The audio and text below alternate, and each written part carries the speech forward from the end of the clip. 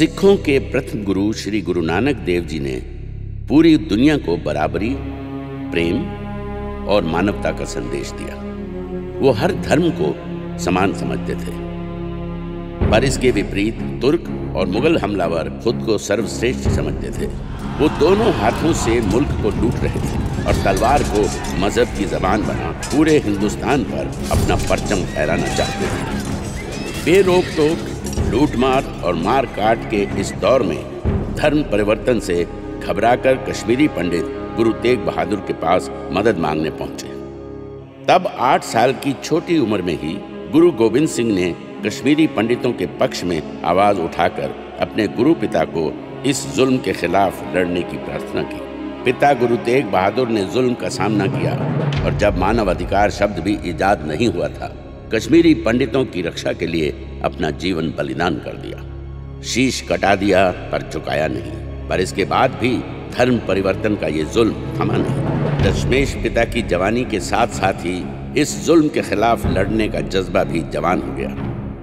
उन्होंने अपने विचारों से अज्ञान के अंधकार को और अपनी तलवार से अन्याय को मिटाने का फैसला लिया।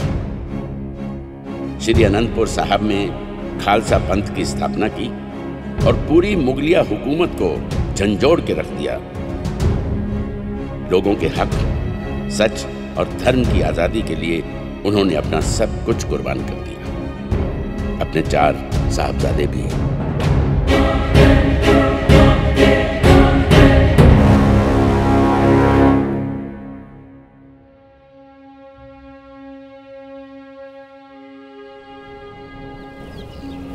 श्री अनंतपुर साहब एक और उछाले मारता दरिया सतलुज और दूसरी तरफ आसमानी रंग में खुला सरसा नदी का पानी।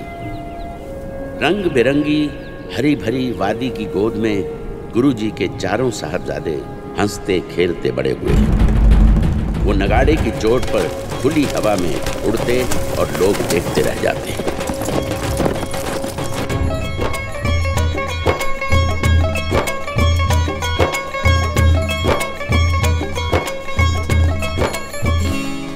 पिताजी ने हुक्म दिया है कि मुझे सफेद हाथी पर बिठाकर वीरों की दौड़ दिखाओ।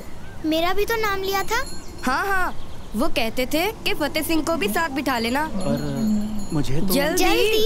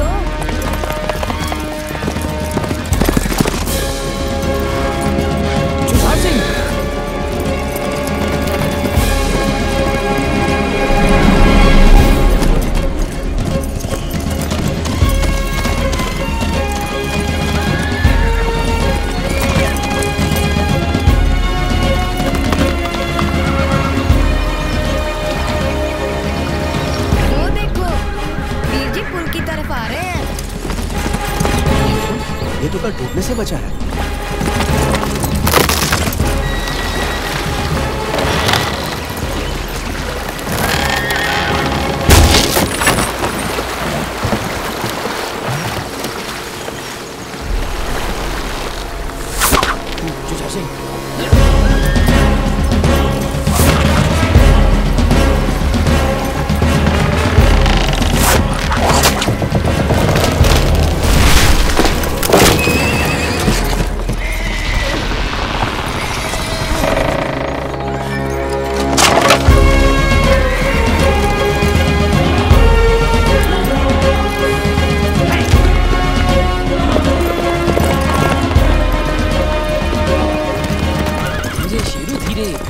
छोटे वीर से आगे नहीं निकलना।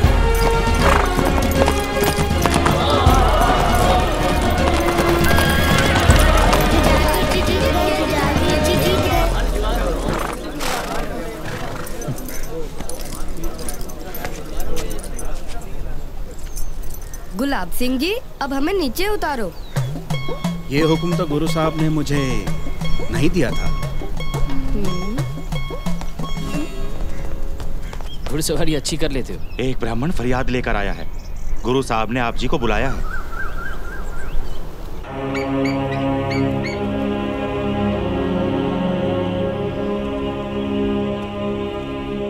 हे दशमेश पिता, मैंने बहुत दरवाजे खटखटाए, बहुतों के पास जाकर फरियाद की, पर किसी ने मेरी मदद नहीं की। मेरी नई नवेली दुल्हन का अभी तो चूड़ा भी नहीं उतरा था कि पठान उठाकर ले गया। बस अब तो आप ही मेरी मदद कर सकते हो। दशमेश पिता के दरबार से कभी कोई फरियादी खाली हाथ नहीं लौटा। जो हुक्म गुरु पिता।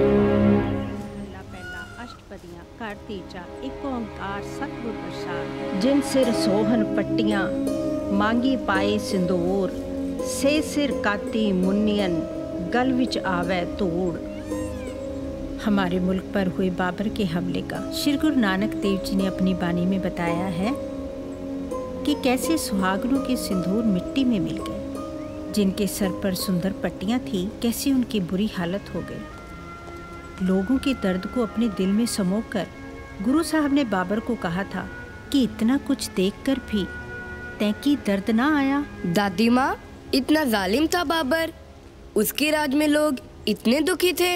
ये जो दिल्ली के तख्त पर बैठा है, इसके राज में कौन सा कोई सुखी है? वीर जी, आप औरंगजेब की बात कर रहे हो ना?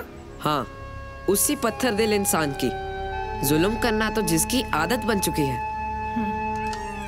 जालिमों के जुल्मों के बारे तो तुम काफी जानते हो। दादी माँ जो गुरबानी सिखाती है, वो भी तुम्हें याद है या नहीं? बानी तो सहज होती है गुरु माता, अपने आप कंठस्थ हो जाती है। हाँ गुरु माता, सुनो फिर। आद गुरु नमे, जुगाद गुरु नमे, सत गुरु नमे, श्री गुरुदेवे नमे। ये दोनों तो सही उतरे हैं जुझार सिंह। और तुम्हारी संस्कृत और फारसी की पढ़ाई कैसी चल रही है? गुरु माता, अब हम संस्कृत और फारसी बोलनी ही नहीं, लिखने भी जानते हैं। गुरु माँ, वीर जी तो अब घोड़े की लगाम अच्छी तरह खींच लेते हैं। अच्छा, अब तो मैदान जंग में चमकने वाली तलवार आपके बेटे के हाथों में खिलेगी। क्या सोचने लगी गुरु माँ? बेटा, शस्त्र धारण करके युद्ध में जाने से पहले जैसे तुम्हारा बड़ा भाई सोना गबरू जवान लगता है, तू भी वैसा ही लगा करेगा ना? गुरु माँ, आपके आशीर्वाद के बिना भला मैं मैदान जंग में कैसे जाऊंगा? तब खुद ही देख लेना। परमात्मा तुझे तेरे वीर की तरह शस्त्र विद्या में निपुणता बख्शे। तेरा कदका कैसा चल रहा है? ओह गुरु माँ, ये हमेशा मुझे अपनी बातों में लगा लेते हैं। दादी माता। हाँ, जाओ।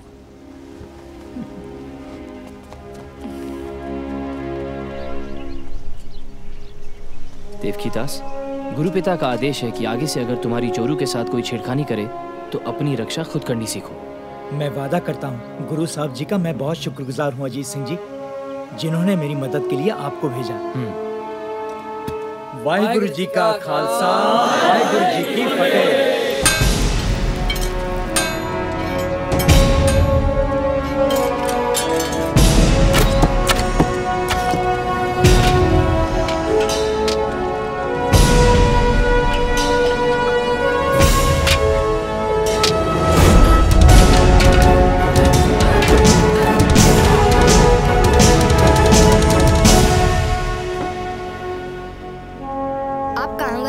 जुझार वीर जी ने तो आज कमाल कर दिया। मैं गुरु पिता को बताने गया था।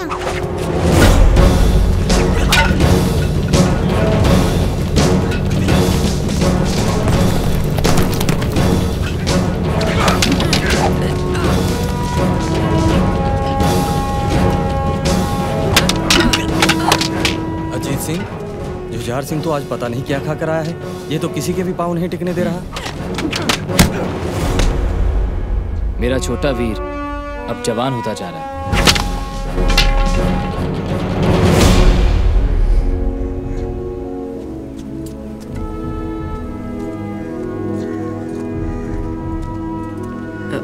वीर जी, मेरी तलवारबाजी शुरू करवाओ।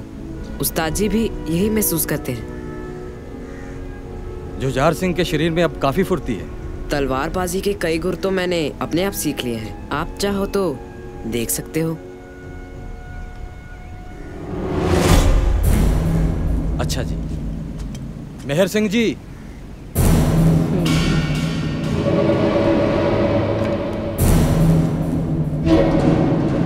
ठहरिए, तलवार मुझे दीजिए।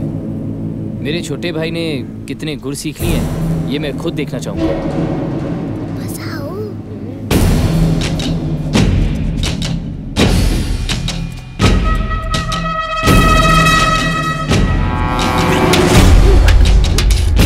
तो ऐसा लगता है वीर जी कि मैं मैदाने जंग में दुश्मन के हाथ पकड़ी तलवार को गिरा सकता हूँ।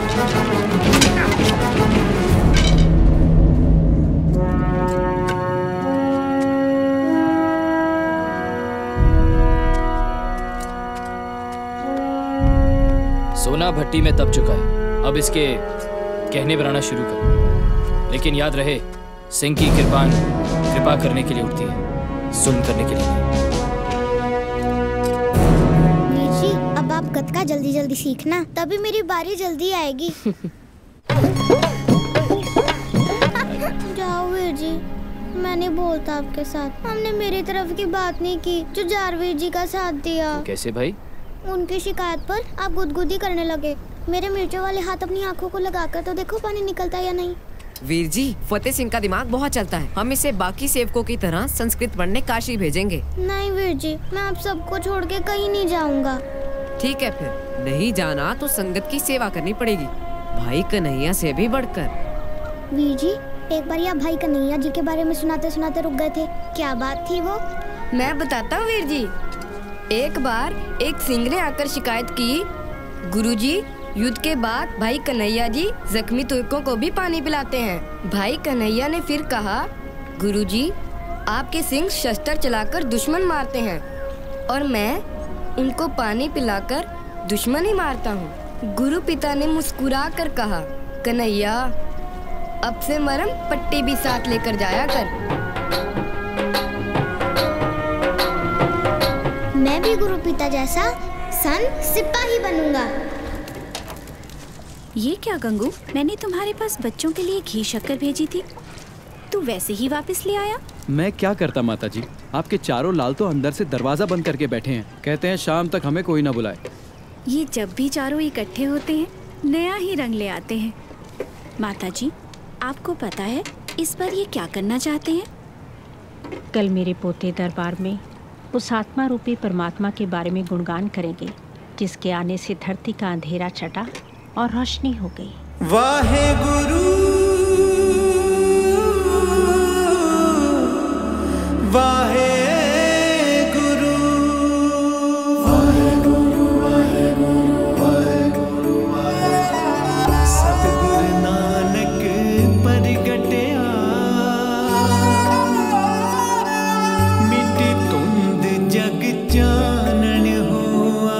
वाहे गुरु वाहे गुरु वाहे गुरु वाहे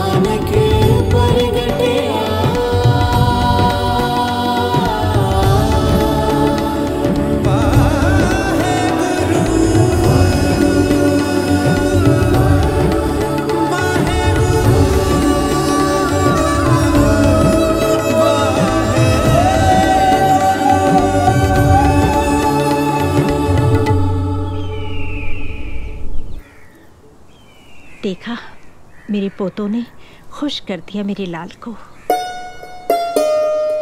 ये खुशियों का मेला हमारे घर हमेशा हंसता बसता रहे।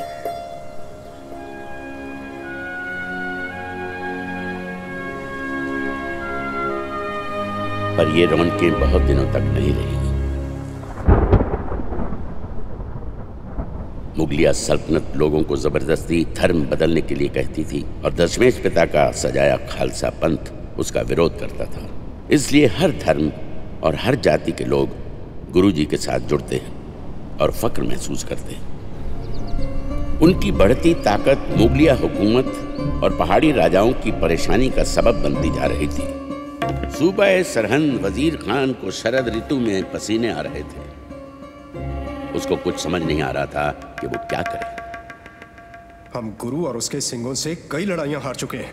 1 लाख फौज दिल्ली से और मंगवाकर इनका सफाया करवाइए। ऐसा नहीं हो सकता कि सांप भी मर जाए और लाठी भी ना टूटे। एक आदमी की मौत के साथ खालसा पंथ की कमर भी टूट जाएगी। मैं समझ गया हुजूर, लेकिन उस गुरु के साथ टक्कर कौन लेगा?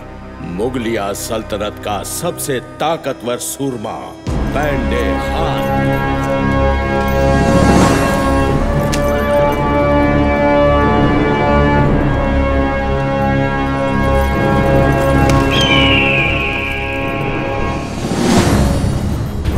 गोविंद, अपनी फौजों को क्यों मरवाता है? चल, तू और मैं आपस में दोनों लड़कर जंग का फैसला कर लेते हैं। गुरु साहब ने 5 प्यारों से आज्ञा मांगी। फिर तैयार हो जा गोविंद।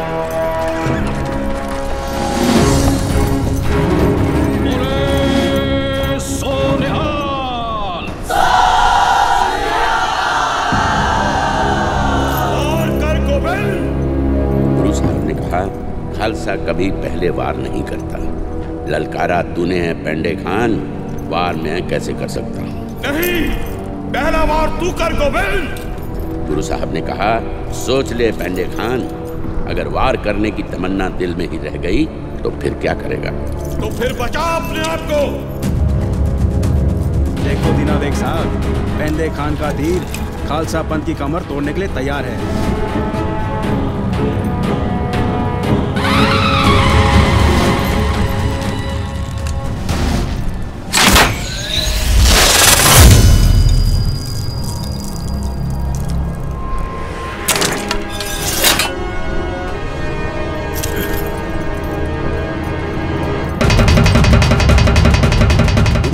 फिर निशाना लगाने से पहले वाहेगुरु जी को कहा, नर में हर है, हर में नर है। हे निरंकार, हर इंसान में तू आप है, पर इस वक्त मेरे तीर के सामने किसी का अहंकार है।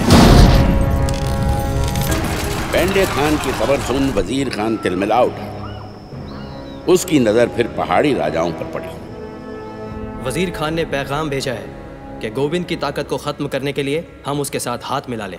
उस जालिम के साथ हमें कोई समझौता नहीं करना चाहिए, खास तौर पर गोविंद के खिलाफ। हमने उससे जितनी लड़ाइयां लड़ी, हम सबको मुंह की खानी पड़ी। फिर भी गोविंद ने कभी भी तुम्हारी किसी की जमीन के एक टुकड़े पर भी कब्जा नहीं किया। इसमें भी उसकी कोई चाल होगी। बिल्कुल, वजीर खान भी परेशान ना होता तो ये पैगाम ना भेजता। हम सब आपकी राय के साथ चलेंगे राजा अजमेर चंद।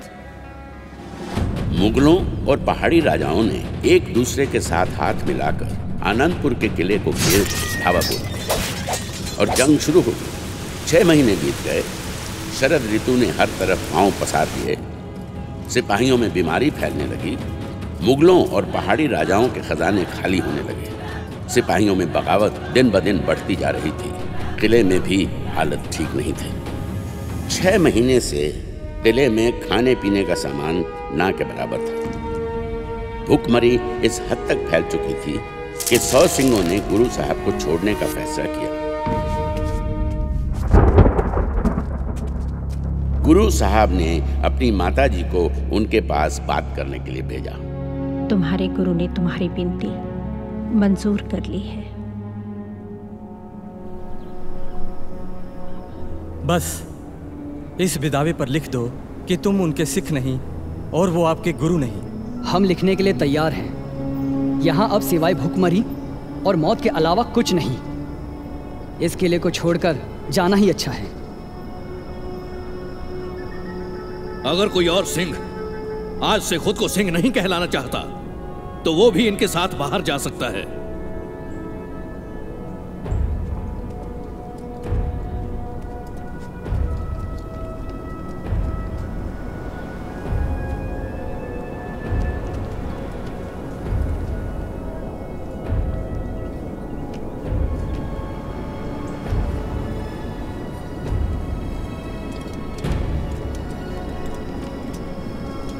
सौ सिंह छोड़कर जाना चाहते थे पर सिर्फ 40 ही गए।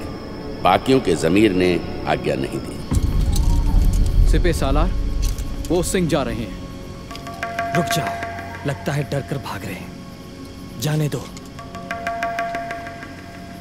सही सोचा जनाब। इससे पहले कि हमारी फौजें घेरा तोड़ दें, बस ऐसे ही ये किला खाली हो जाए। एक बार धोखा देने के बाद आखिरकार घास में सांप की तरह रेंगता वजीर खान का गुरु साहब को पैगाम आया, जिसमें मुगलों ने अपने धर्म और पहाड़ी राजाओं ने गौ माता की कसम खाई कि अगर गुरु साहब किला खाली कर दें तो कोई उनकी परछाई की तरफ भी नहीं देखेगा। वो जिस तरफ जाना चाहें अपने सिंगों को लेकर जा सकते हैं। गुरु साहब ने इस प्रस्ताव को अपने कुछ करीबी सिंहों के कहने पर मंजूर कर आनंदपुर का किला खाली कर दिया। जोरावर सिंह, फतेह सिंह, जल्दी करो, माताजी तुम्हारा इंतजार कर रही हैं। वीर जी, हमें भी आपके साथ रहना है। तुम दादी माता और माताजी के साथ रहो और उनका ख्याल रखो। फिर आप हमारे साथ आ जाओ, हम चारों मिलकर उनका ख्याल रखेंगे। नहीं फतेह सिंह, हम आखिरी दल के पीछे सबकी रखवाली करते चलेंगे। अब जहाँ डेरा लगाएंगे वहीं मिलेंगे। अगर आप ना आए? आप जहाँ होंगे ना, हम पीछे पीछे आ जाएंगे। अच्छा ठीक है, अब चलो। वीर जी, जोर से जप्फी डालने को दिल करता है। मेरा भी।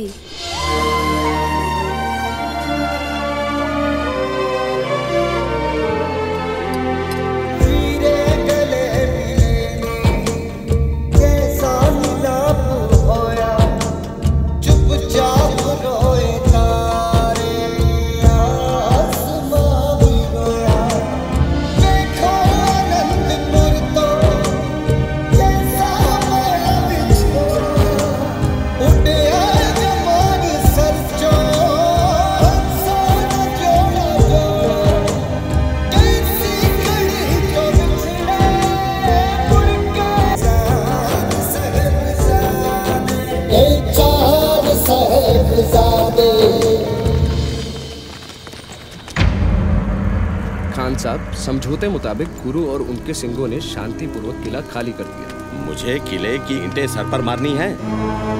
मुझे तो अपना शिकार गोविंद किले से बाहर चाहिए था। इच्छा तो पूरी हो गई, अब सोच क्या रहे हैं खान साहब? हम ये नहीं कर सकते। हमने अपने धर्म और इन्होंने अपनी गौ माता की कसम खाई है। कसम?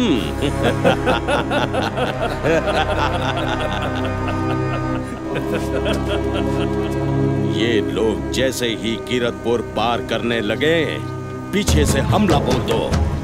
गुरु के साथ साथ एक भी सिंह जिंदा ना बचे।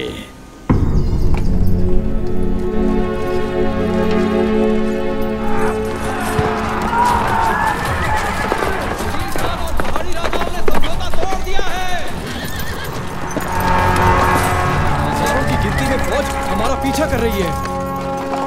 कोई परवाह नहीं, हम मोर्चा संभालते हैं। पर मोर्चा कहाँ संभालें अजीत सिंह जी? हम सैकड़ों में और दुश्मन हजारों। वो सामने दो पहाड़ियों से हजारों की गिनती में दुश्मन वहाँ से एक साथ नहीं निकल सकते। आओ।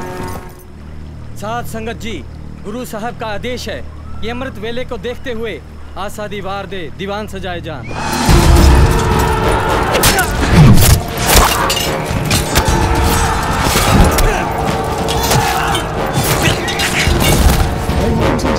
मुगलों और राजपूतों का एक और झुंड हमारी तरफ आ रहा है। इन दोनों भाइयों को यहाँ नहीं होना चाहिए। अजीत सिंह जी, दुश्मन चालाकी से किसी और रास्ते जाकर सिरसा किनारे हमला न कर दे। हमें एक बार जाकर देख। आप चलिए, मैं आपके पीछे से आता हूँ। पहाड़ी पर पड़े उस पत्थर को फेंक कर रास्ता कर दो। हम कहाँ जा रहे हैं? हमें सिरसा किनारे जाकर एक बार वहां की खबर ले लीजिए।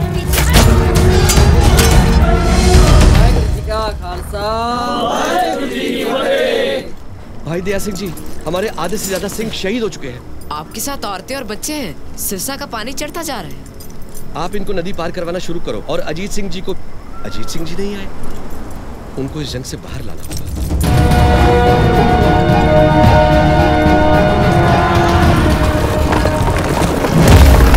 खड़े हो जाओ, यहाँ से एक भी मुगल सिरसा की तरफ जा ना पाए।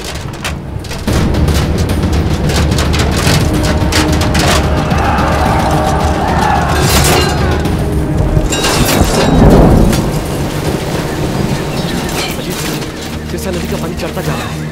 गुरु पिता ने आपको वहां बुलाया है। जी।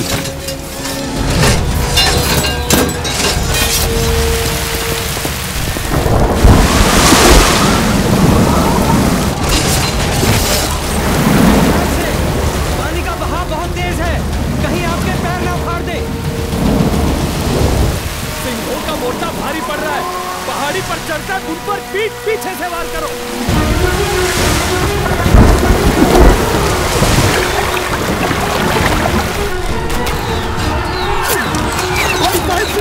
पीछे से वार हुआ है।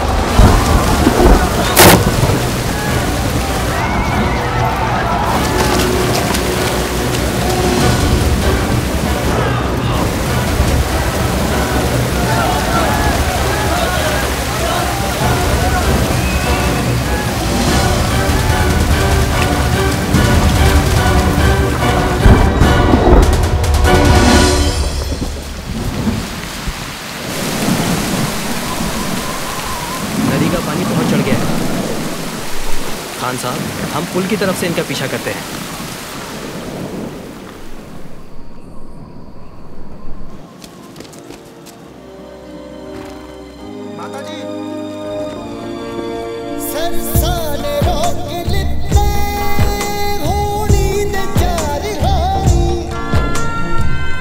हम दूर तक देख कर आए हैं माता सुंदरी जी, कोई दिखाई नहीं दिया। भाई मनी सिंह जी, हमें दिल्ली की ओर चल देना चाहिए।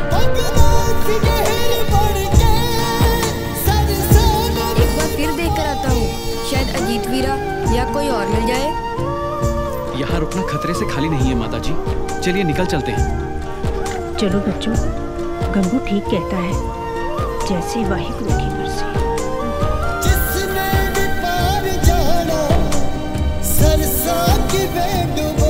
उन्होंने इंतजार किया होगा, लेकिन खतरा देखते हुए शायद दिल्ली की तरफ चले गए होंगे, जैसे कि पहले तय हुआ था। जी, कोटला निहाम होते हुए पुरमाजरा चलने का हुक्म हुआ है।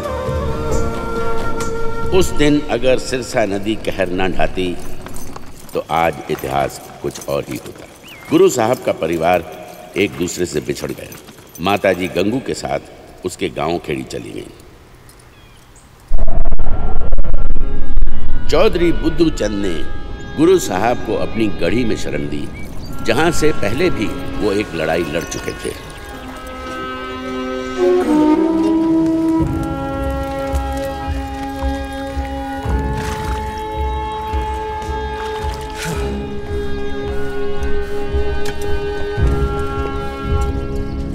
गढ़ी काफी ऊंची जगह पर बनी हुई है।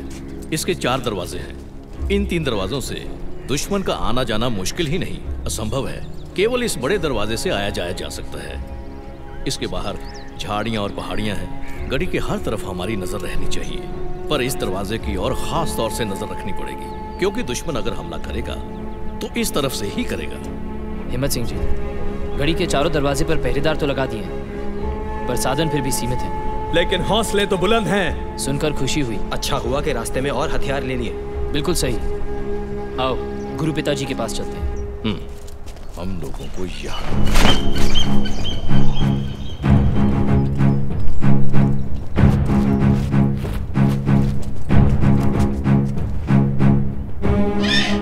गुरु पिताजी,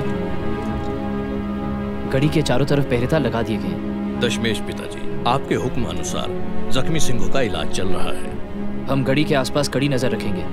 मुगल फौज यहाँ किसी भी वक्त पहुंच सकती है।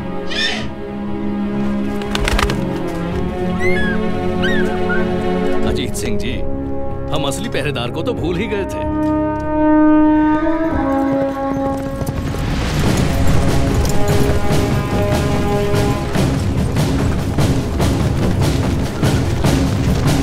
चमकौर के बाशिंदों, सुनो। खलक खुदा का, मुल्क बादशाह का, हुक्म वजीर खान का, ध्यान से सुनो। हिंद का पीर अपने सिंहों के साथ चमकौर की गढ़ी में पहुंचा है। फौजदार का हुक्म है, जो कोई भी अनंतपुर के गुरु की या उसके सिंहों की मदद करेगा, उसका सर कलम कर दिया जाएगा। बेटा, ये चूरमा तो मैंने तुम्हारे लिए बनाया था। तुम इसे लेके कहाँ जा रहे हो? माँ, अनंतपुर साहब वाले गुरुजी और उनके सिंह गढ़ी में आए हुए हैं। सभी लोग उनके लिए कुछ ना कुछ लेके जा रहे हैं। ये चूरमा मैं उनको देकर आऊंगा। ना बेटा, ऐसा मत करना, हम पर कोई और मुसीबत ना आ जाए। क्यों री कुड़िए, तू क्यों बच्चे को डरा रही है? क्या बुरा करने जा रहा है मेरा लाल? तू जा बेटा। मैं चलता हूँ बेबे। तू मेरे पोते को 39 सिंगों जैसा डरपोक बना रही है, जो गुरु साहब को किले में छोड़ आए थे।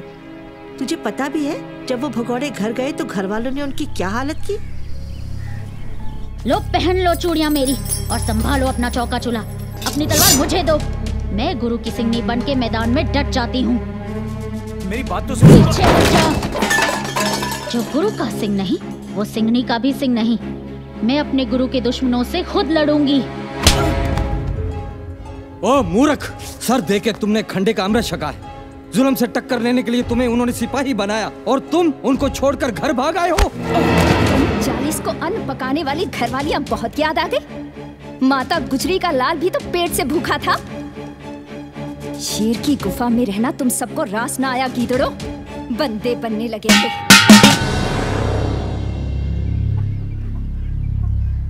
माफ करना माँ जी, बेटे के मोह ने मुझे कमजोर बना दिया और मैं सिंगनी होने का फर्ज भूल बैठी। इससे पहले कि इस पहरेदार की आवाज मेरे जैसे किसी और माँ को डराए। सुनो सुनो सुनो, चमकौर के बाशिंदों, सुनो। खलक खुदा का, मुल्क बादशाह का।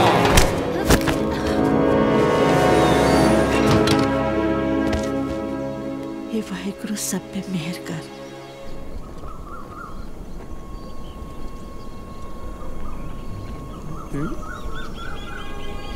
भाग सिंह जी, वो देखो, 2 बच्चे झाड़ियों में छिपते हुए गढ़ी की तरफ आ रहे हैं। चलो देखते हैं।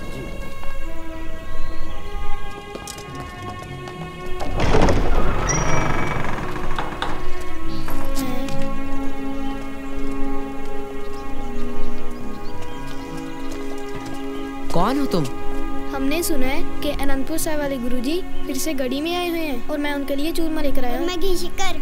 मुगलों ने तो गांव वालों को कहा हुआ है कि हमारी कोई मदद ना करे। तुम्हें डर नहीं लगा? अगर गुरु साहब मुगलों से नहीं डरते तो फिर हम भी किसी से नहीं डरते। सिंह जी, इनकी सौगात जाकर गुरुजी के चरणों में रख दो। ये कौन है? ये गुरु साहब के छोटे साहबजादे हैं। अच्छा, हमें भी अपने छोटे भाई समझकर अपनी सेना में भर्ती कर लो।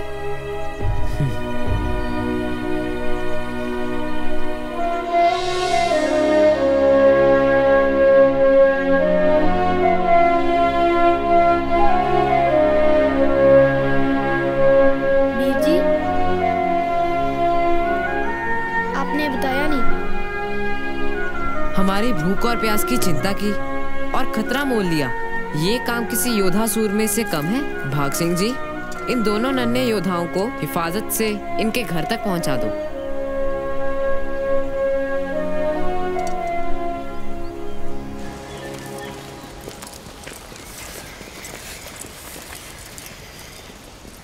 बस माता जी, कुछ आधा कोस और होगा। लो, आ गए।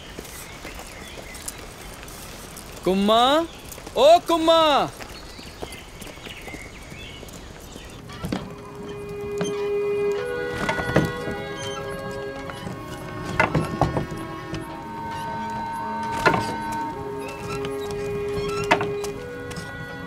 क्या सोच रहे हो जुझार सिंह?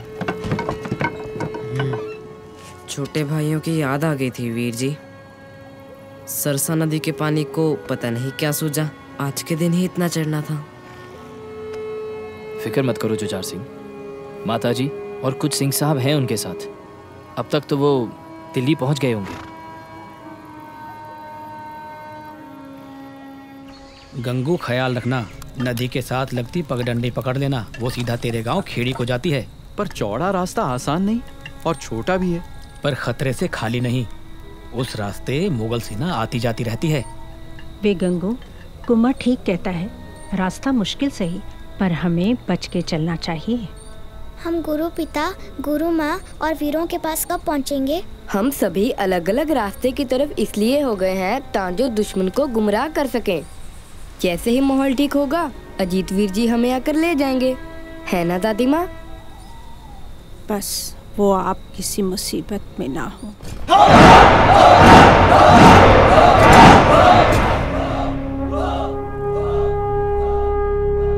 सुबह सरहंग! मान सिंह जी, गिनती में मुगल फौज कितनी होगी? यही कोई 10 लाख के करीब। 42 के सामने 10 लाख? सिंहों के जोश से कितना डरती है मुगल फौज।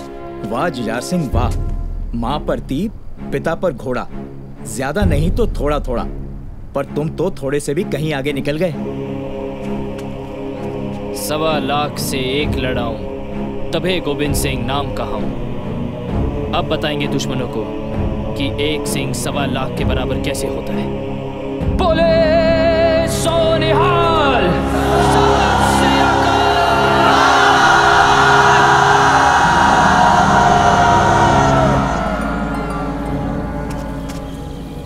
बात सुन नपन मियां, तुम तो कहते थे मुट्ठी भर सिंह है।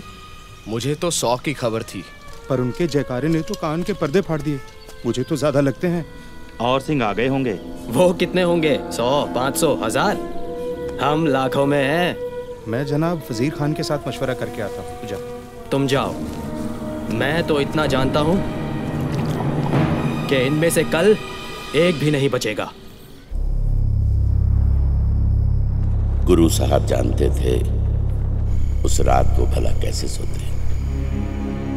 सोचते हुए गुरु आराम करती हुई फौजों में आए, सोए हुए बच्चों के जैसे खुद पिता आए।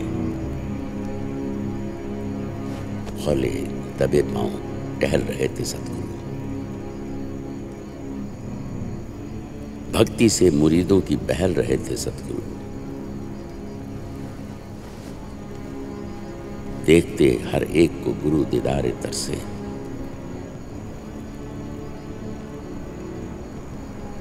जिन सिंहों ने कल मौत के साहिल था उतरना, कल सुबह था जिन खालसों ने जंग में मरना, सतगुरु सिंहों को निहारते थोड़ी और आगे आए।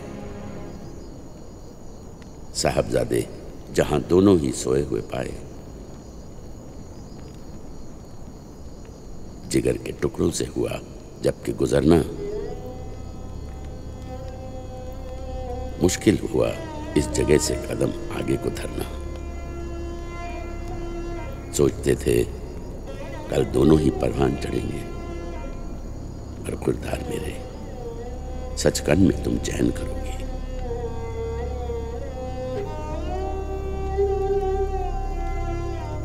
हमें शहादत का बड़ा शौक है, वाहिगुरु। सब कुछ है तेरा, पर तुझसे आगे बढ़ना। हमें शहादत का बड़ा शौक है, वाहिगुरु। सब कुछ है तेरा, पर तुझसे आगे बढ़ना। सब कुछ है तेरा, कुछ भी ना मेरा है वाहेगुरु। जुमा कभी हलकूम दहन चूमने बैठे,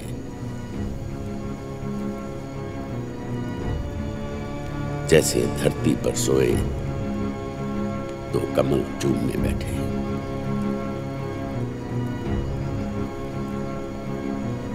सर ठीक किए सरके हुए, जख्म भरे मरहम से, साफे कभी सिंहों के, बिछाते उठाते हुए जमीन से। उल्फत के ये जज्बे नहीं देखे कहीं हमने। है देखना एक बात सुने भी नहीं हमने। करतार की सौगंध है, नानक की कसम है, जितनी भी हो गुरु गोविंद की तारीफ वो कम है।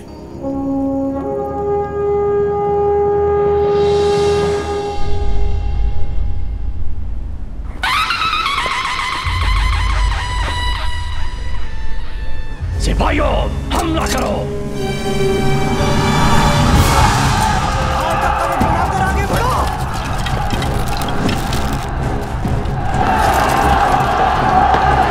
तीर मारो।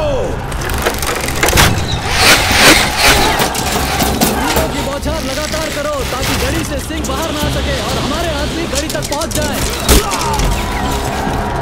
हमला करो।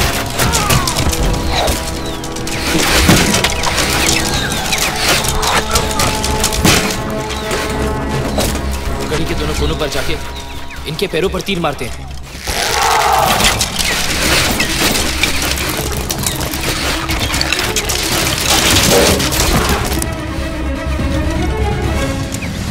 रुक जाओ, तीर ना चलाओ, हमारे अपने आदमियों को लगेंगे।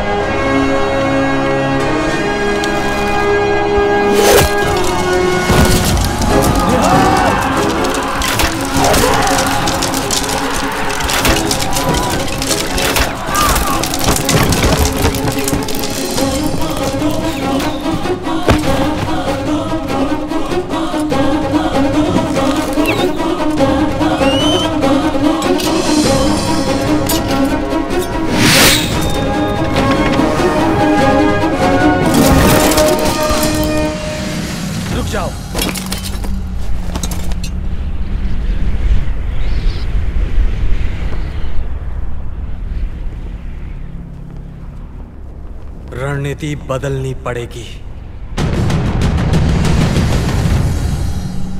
मैंने तुम्हें लाखों सिपाही दिए ख्वाजा मोहम्मद, मुट्ठी भर सिंहों को तुम काबू नहीं कर पाए। जाओ, जाकर एक बार हमला करो और सबको खत्म करो। खान साहब वो ऊंची जगह पर बैठे और हम नीची जगह पर। अगर हमने एक बार हमला किया तो हमारे कम से कम 20,000 जवान मारे जाएंगे। नहीं नहीं, ये नुकसान तो बहुत ज्यादा है। ठहरो, मुझे सोचने दो।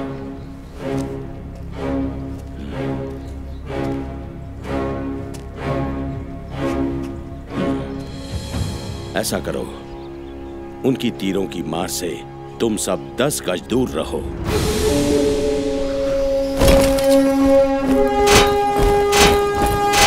सिंहों के पास फिर 2 ही विकल्प रह जाएंगे। या तो गड़ी के बाहर आकर हमारे साथ लोहा लेने से पहले ही हमारे सिपाहियों के तीरों की भेंट चढ़ेंगे, या अपने गुरु समेत मेरे सामने आकर घुटने टेक देंगे।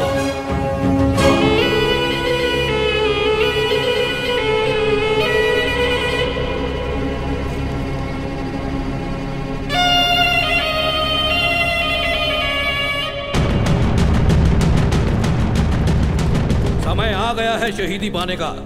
मुगल गड़ी को घेर कर बैठ गए हैं। उनको पता है कि हमारे पास खाने पीने का सामान सीमित है। गुरु साहब का हुक्म है, हमें गड़ी से बाहर जाकर लड़ना होगा।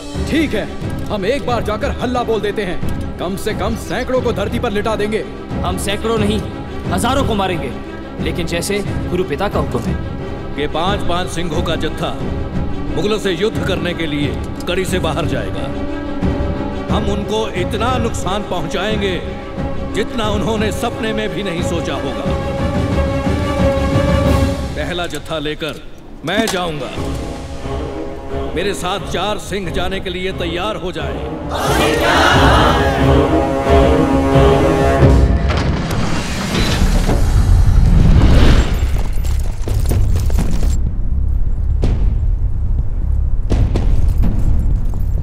धीरे, धुंध का फायदा उठाकर दुश्मन तक पहुंचना है।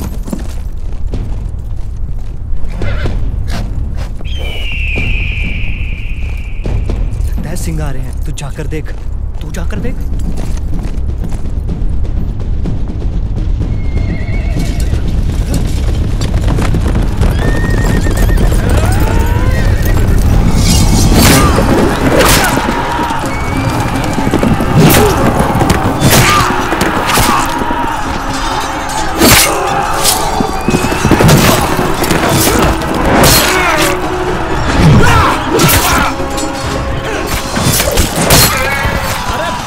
आपस में क्यों लड़ रहे हो?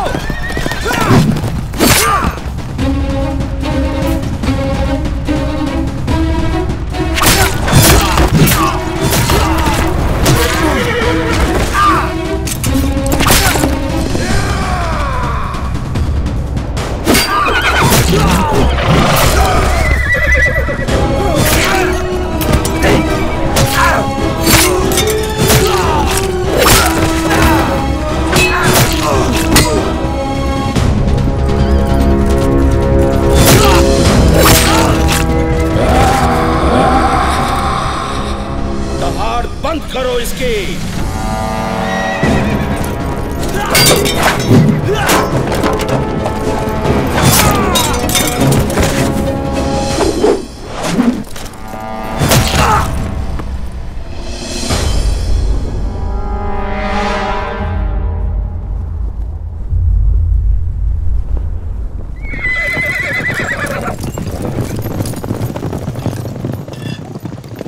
इसी घर की खबर है जी।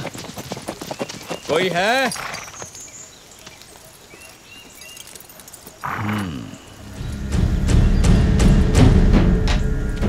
लगता कोई आ गया। जी हुजूर।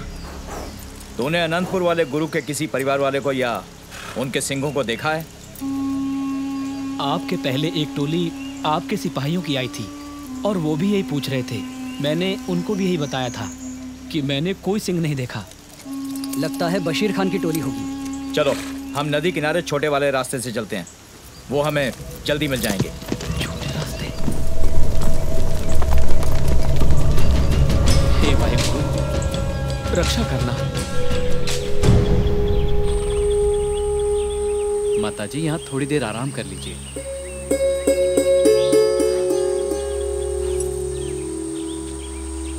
फतेह सिंह,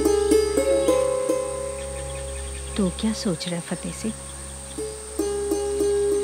दादी माँ, माता जी की याद आ रही थी। याद तो मुझे भी आ रही थी, पर माता जी के साथ अजीत वीरा, जुझार वीरा और गुरु पिता तो होंगे ना दादी माँ? हाँ पुत्र, शायद। दादी माँ, माता जी भी हमें याद करते होंगे ना? क्या हुआ माता जी? आप फिक्र मत कीजिए माता जी, आपके लाल जहाँ भी होंगे खुश होंगे। चौकड़ी एक दूसरे के बिना नहीं रह सकती। हे वाहिगुरु, सुख रखना। भाई दया सिंह जी, 3 जत्थे गढ़ी के बाहर जा चुके हैं। अब अगला जत्था मैं लेकर जाऊंगा। बस अरदास करने के बाद गुरु पिता का आशीर्वाद लेकर आता हूँ। हेलो जी सिंह जी, आप इस युद्ध में नहीं जा सकते। क्यों नहीं जा सकता? आपकी कुर्बानी से पंथ को कभी ना पूरा होने वाला घाटा होगा। मुझे शहीद हुए सिंहों से अलग करके ना देखो भाई दया सिंह जी। खालसा पंथ रिश्तों का मोहताज नहीं। मैं अपने गुरु पिता को अच्छी तरह जानता हूँ। वो मुझे जंग में भेजने के लिए अपने हाथों से गढ़ी का दरवाजा खोल देंगे। अजीत सिंह अपनी जिद पर अड़े हुए हैं। अब तो बस गुरु साहिब ही रोक सकते हैं।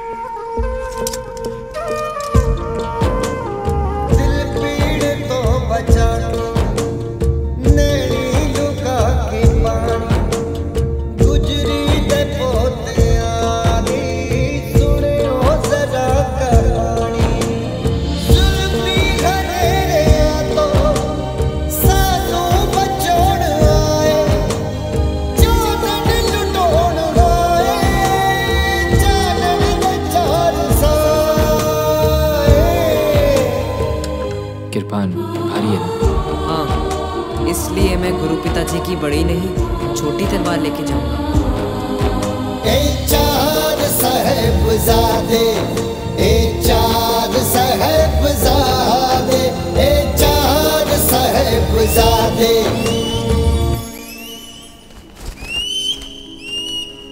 गुरु साहब जी, हमने आपके पास एक फरियाद की थी, लेकिन हमारी बात का आपने कोई जवाब नहीं दिया। गुरु पिता, मैं युद्ध में जाने के लिए तैयार हूँ। अजीत सिंह जी, आप नाम मेरा अजीत है। जीता नहीं जाऊंगा। जीता गया अगर तो जिंदा नहीं आऊंगा। मुझे आशीर्वाद दीजिए गुरु पिता। दशमेश पिता ने अजीत सिंह को जंग में भेजकर साबित कर दिया कि माता गुजरी के लाल को लोगों के सर मांगने का ही शौक नहीं, जरूरत पड़े तो कौम की खातिर अपने बेटे का सर भी दे सकते हैं। देशवा पर मोहे है शुभ कर्मंते कभू न डरूं, न डरूं और सोच अब जाए लड़ूं, निश्चय कर अपनी जीत करूं।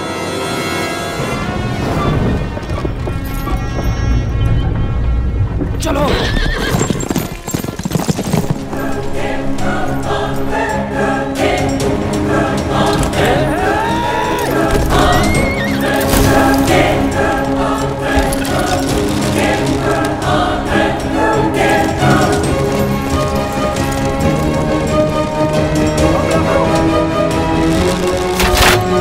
Oh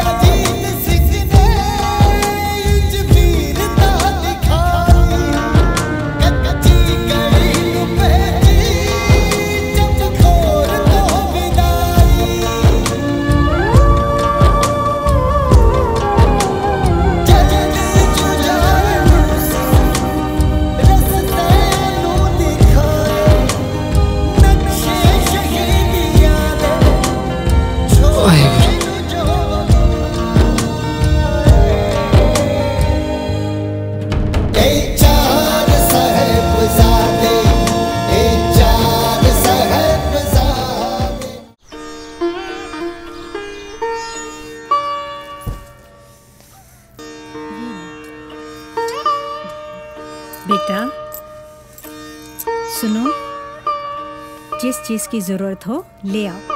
मोहरे और चाहिए तो मुझसे ले लेना।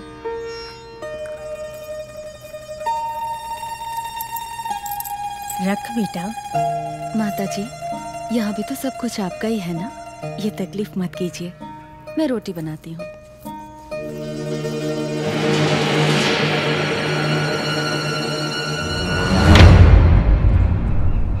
गुरुजी, सरसा नदी पर आकर सारा परिवार बिछड़ गया। माताजी, छोटे साहबजादे पता नहीं कहाँ चले गए। अजीत सिंह जंग में शहीद हो चुके हैं, फिर भी आपके माथे पर कोई शिकन नहीं। दुनिया जीने के तरीके ढूंढती है, आपका हौसला सिंहों को शहीद होने का जोश दिलाता है। बस अब तो बाबा जुझार सिंह पर ही आस है कि ये बड़े होकर पंथ की बागडोर संभालेंगे। गुरु पिताजी, मैं भी बड़े वीर की तरह जंग में जाऊंगा। ना जुझार सिंह ना, आप ऐसी बात ना करो। आप तो अभी बहुत छोटे हो। गुरुजी, इनको समझाओ ना। मैं सेवा सिंह से कहता हूँ कि अगला जत्था वो लेकर जाएगा।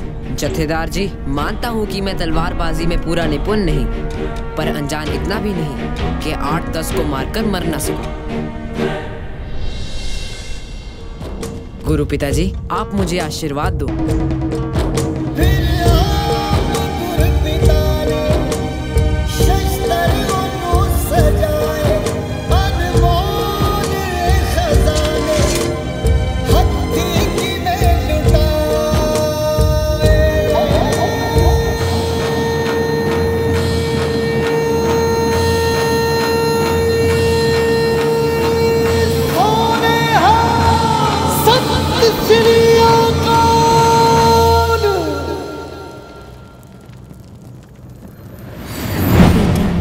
शस्त्र धारण करके युद्ध में जाने से पहले जैसे तुम्हारा बड़ा भाई सोना गबरू जवान लगता है, तू भी वैसा ही लगा करेगा। आपके आशीर्वाद के बिना भला मैं मैदान जंग में कैसे जाऊंगा, तब खुद ही देख लेना।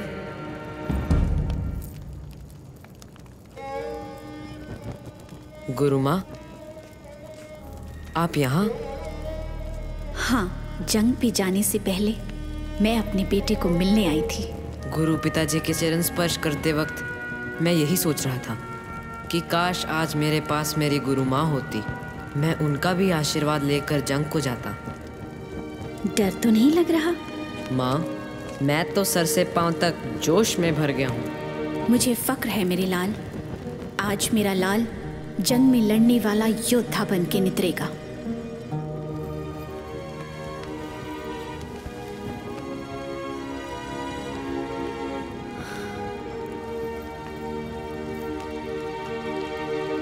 माँ, आपकी आंखों में आंसू? ये आंसू नहीं, आशीर्वाद है बेटा।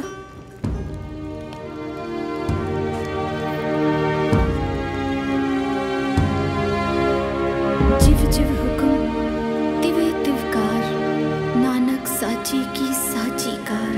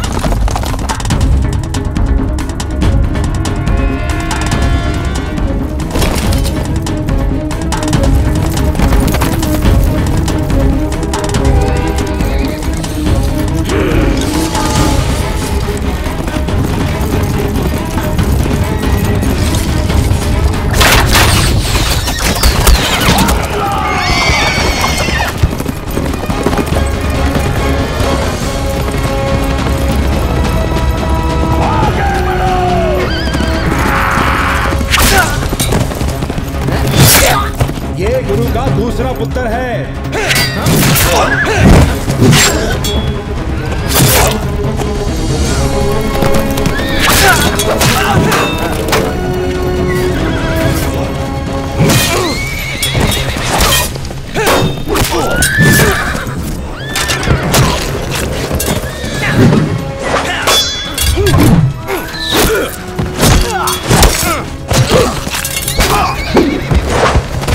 गत्का खेलें।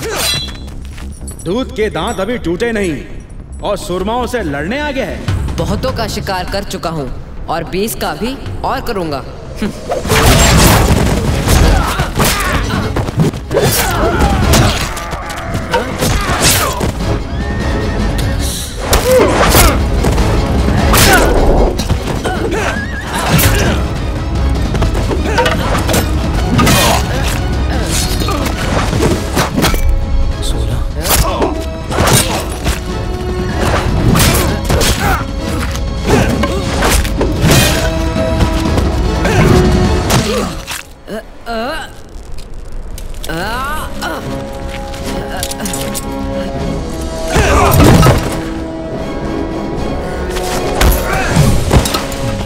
ओए गुरु के पुत्र, बस तूने तो 20 कहे थे।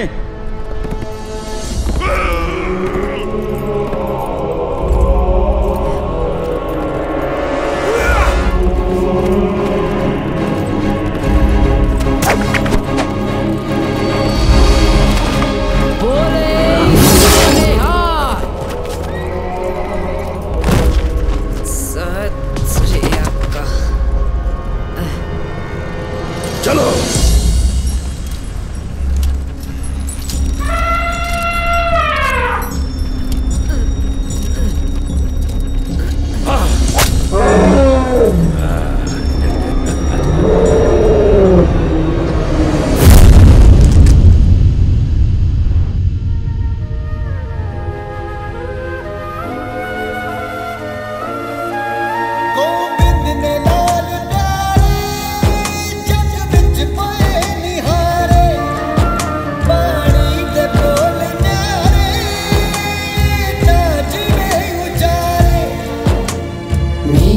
मुझ में किछ नहीं, जो किछ है सो तेरा, तेरा तुझको सौंप दे, क्या लागे मेरा।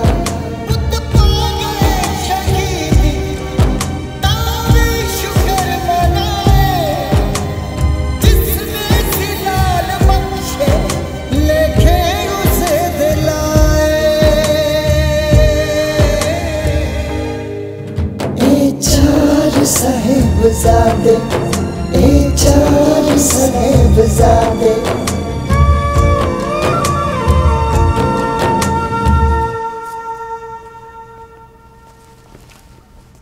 गंगू, गंगू,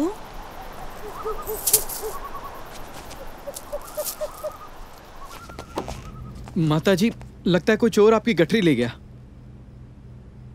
कोई बात नहीं बेटा, उस चोर की भी कोई मजबूरी होगी। पर माताजी, उसमें तो आपका सब कुछ था। नहीं बेटा, मेरा सब कुछ तो मेरे पास है। नहीं नहीं माताजी, मैं जाकर कोतवाली में शिकायत करता हूँ।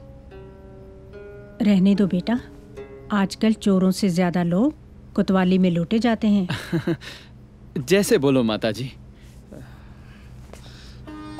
कोतवाल आया तो मेरा खजाना ही ले जाएगा। सही कहा था सिंगों ने, बंद मुट्ठी खुले हाथ की सारी उंगलियां तोड़ देती है। इनके गुरु में जरूर कोई रूहानी ताकत है। कोई रूहानी ताकत नहीं है दरमिया, मैदान जंग में फतेह जिगर वालों की होती है। वजीर खान को कहो अपने बच्चों को जंग में भेजकर दिखाए।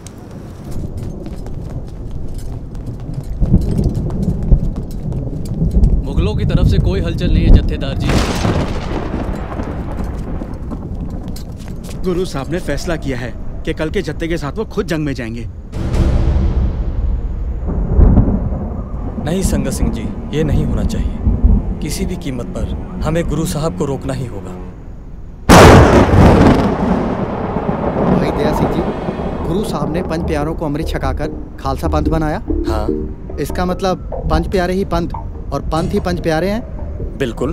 बस फिर हम सब गुरु साहब के पास जाकर विनती करते हैं कि गुरु जी, आप हो तो पंथ है और हमारे सिखों के लिए पंथ ही सब कुछ है। खालसा ही गुरु और गुरु ही खालसा है।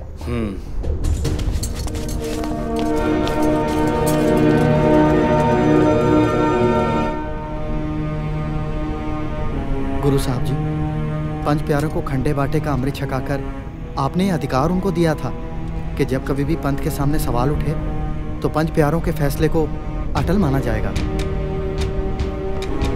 हम पंच प्यारे आपके बनाए खालसा पंथ की लोकतांत्रिक नीति को बरकरार रखते हुए कौम के हित के लिए अपने गुरु से विनती करते हैं कि वो गड़ी छोड़कर चले जाएं।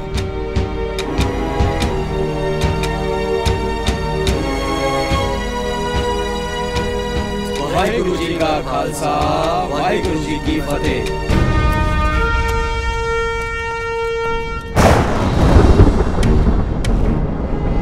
उस रात गुरु साहब अपने किसी सिंह को अपनी पोशाक पहनाकर गढ़ी से एक आम आदमी की तरह निकले।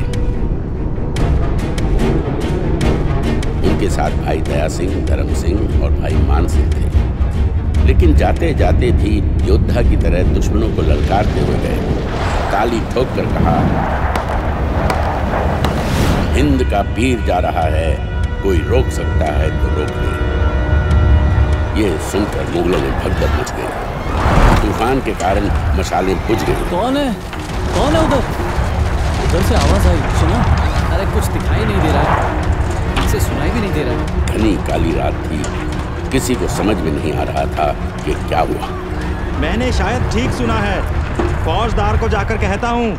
अगली सुबह चमकौर साहब में घमासान युद्ध हुआ। जिस सिंह ने गुरु साहब की पोशाक पहनी थी, उसको देखकर फौजदार को लगा उसने गुरु साहब को मार दिया। वजीर खान खुशी से नाच उठा। ओए मूर्खो, ये गुरु नहीं कोई और है। जाओ जाकर गढ़ी का कोना कोना छान मारो। खान साहब, गढ़ी में तो कोई नहीं, बस गुरु का एक नीला घोड़ा और 4 अरबी घोड़े खड़े हैं। इसका मतलब है कि वो एक बार फिर हमारी आंखों में धूल झोंक कर निकल गया। गुस्ताखी माफ खान साहब, गुरु तो जोर से आवाज देकर गया है। कल रात जो मैंने सुना फिर वो ठीक था। हिंद का पीर जा रहा है, कोई रोक सके तो रोक लो। मैंने तो फौजदार को उसी समय जाकर कहा। मुझे क्यों नहीं बताया? अब जाओ हर तरफ जाकर उसे तलाश करो। मुझे वो हर हालत में चाहिए। मैं उसे तुर्की पगड़ी बांधकर अपना गुलाम बना लूंगा। सिपाहियों, देखते क्या हो, मार गिराओ उस गुरु के बाज को।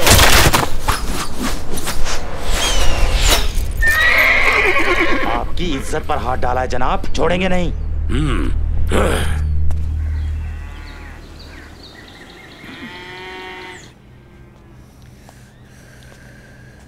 ये लो बेटा दूध।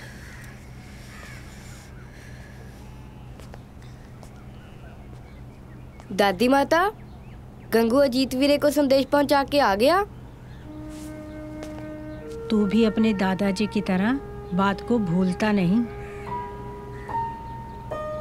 दादी माँ, आज मैं सपने में दादाजी को मिला। दादाजी को?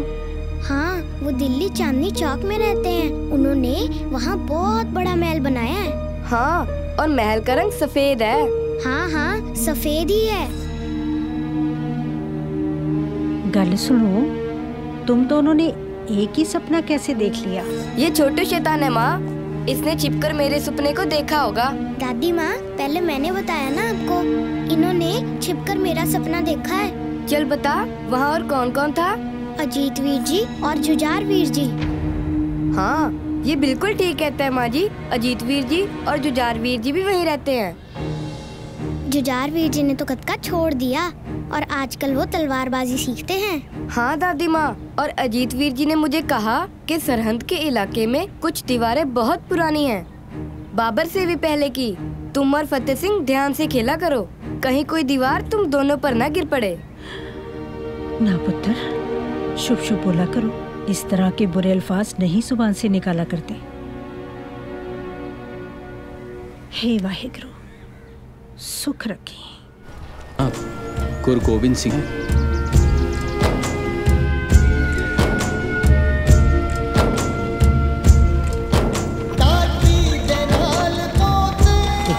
लाखों की फौज लेकर भी वजीर खान अब तक गुरु को पकड़ तो नहीं सका। बच्चों और औरतों पे जुल्म करने वाला सुरमा नहीं, शैतान कहलाता है। और ये काम हमारे हाथों हो रहा है। बेहतर होता कि हुक्मरान गुरु की तलाश में हमें भी चमकोर बुला लेते।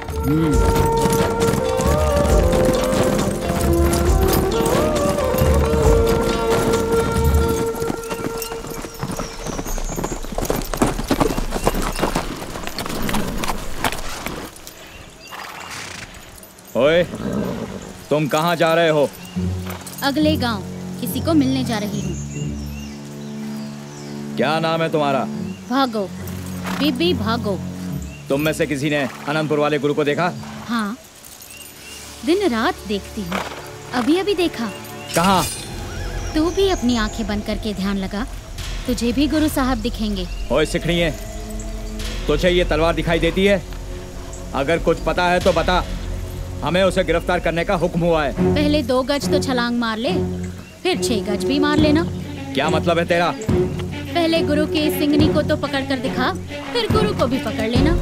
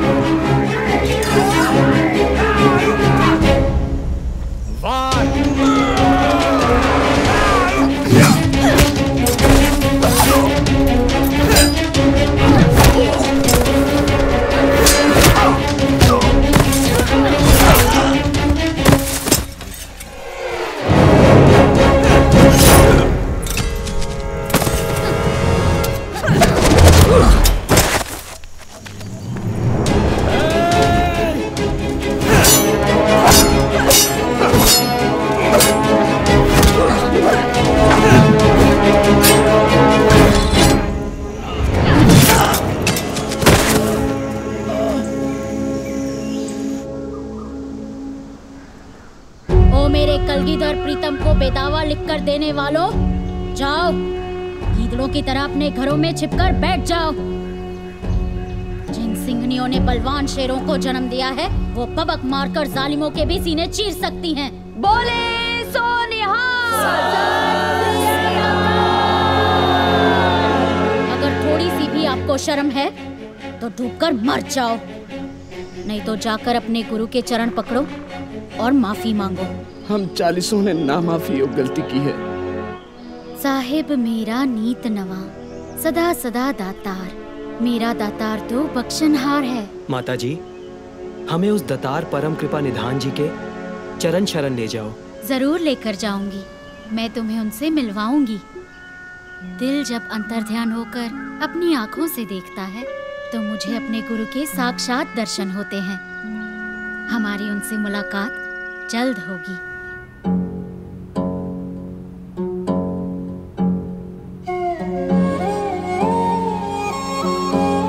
दादी माँ, किसी को भी मालूम नहीं हमारे गुरु पिता कहाँ हैं?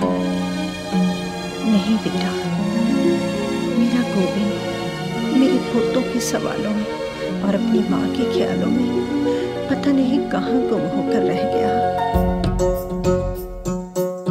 मित्र प्यारे नू हाल मुरीदा दा कहना,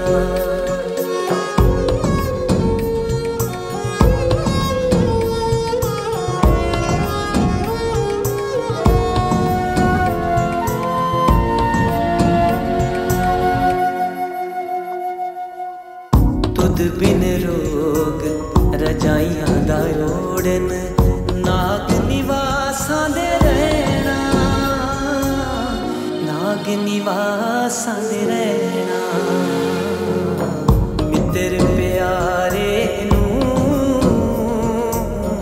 हाल मुरीदां दा कहना।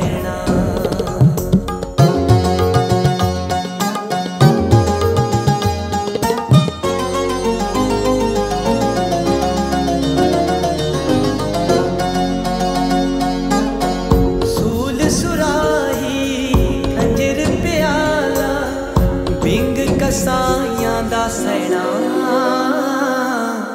बिंग कसाइयां दा सैना। मित्र प्यारे हाल मुरीदां दा कहना।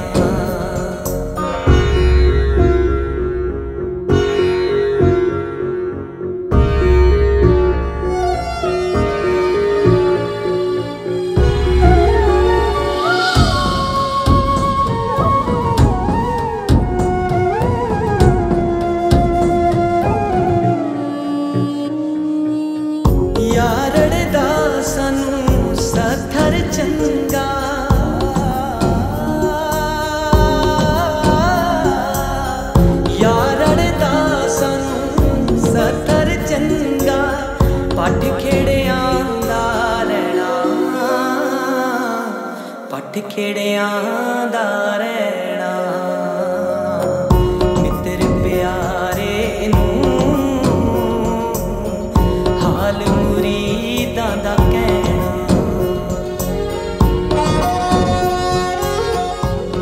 गुरु साहब के पास पहुंचकर तीनों सिंहों ने निरंकार का शुक्रिया अदा किया। गुरु साहब की फटी पोशाक और जख्मी पैर देखकर उनकी खुशी मायूसी में बदल गई। बोल मिर्जा। जनाब, गुरु की माँ और उसके बच्चों को कहाँ ठहराना है? ये दिल्ली से आए शाही मेहमान है जो पूछता है कहाँ ठहराना है। जाओ, इनको ठंडे बुर्ज में कैद कर दो। माफ करना जनाब, बुर्ज की सर्द हवाओं से तो अच्छे भले आदमी के भी हाथ पांव नीले हो जाते हैं। तुमने शायद सुना नहीं, सिंह कहते हैं कि उनका खून गर्म होता है, फिर उनको भला ठंड कैसे लगेगी। और ऊपर से ये हिंद के पीर का कुटुंब है, इनको किसी चीज की कमी नहीं, इसलिए तू इनको कुछ नहीं देगा। कोई बिस्तर नहीं, पानी नहीं, रोटी का टुकड़ा भी नहीं।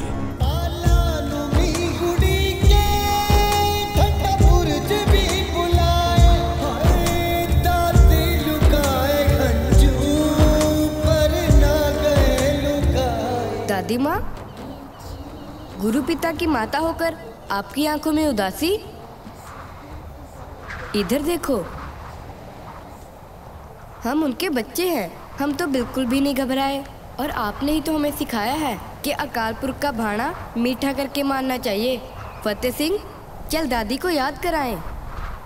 अकाल पुरख जो करता है ठीक करता है, उसके हुक्म बिना तो पत्ता भी नहीं हिलता। उसके बुरे काम में भी अच्छाई होती है, पर हम उसे समझ नहीं पाते, इसीलिए उसको भुलाने की गलती कर बैठते हैं और दुख पाते हैं। अगर मेरी बातें तुमको इस हद तक याद है मेरे बच्चों, तो फिर मैं कभी नहीं भूलूंगी कि तुम मेरे शेर पुत्र के लाल हो और मैं उसकी माँ। हुजूर, मिर्जा जी, मैं छोटी सी अर्ज करना चाहता हूँ, बुरा मत मानना। मैं उसके लिए आपको कुछ भी देने के लिए तैयार हूँ। कुछ भी देने के लिए तैयार है मोती? तो फिर हम भी कुछ भी सुनने के लिए तैयार हैं। मिर्जा जी, मैं गुरुजी की माता और उनके बच्चों के लिए ये दूध ले जाना चाहता था। ठीक है, मलाई मुझे दे जा और दूध तू ले जा।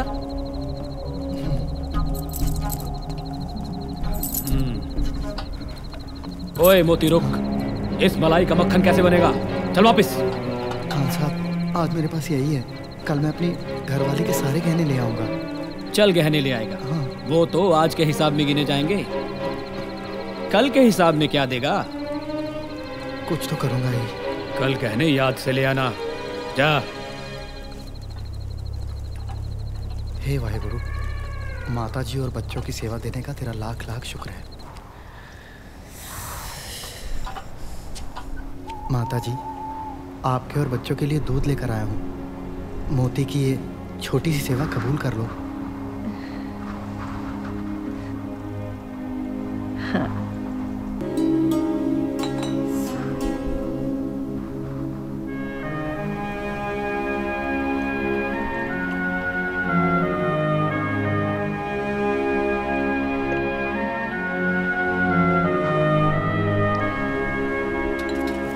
आप मुझसे वादा करो कि जितने समय आप यहाँ हो, मेरी ये सेवा इसी तरह से कबूल करती रहेंगी। अच्छा माताजी। अच्छा पुत्र। बेटा जी, तुझे मेरे बेटे गोविंद की कोई खबर है? वो तो अंतर्यामी है, सबकी खबर रखते हैं, फिर उनकी खबर भला मेरे जैसे मामूली इंसान को क्या होगी। बस इतना सुना था, चमकोर में भयंकर युद्ध हुआ, नतीजा क्या निकला पता नहीं।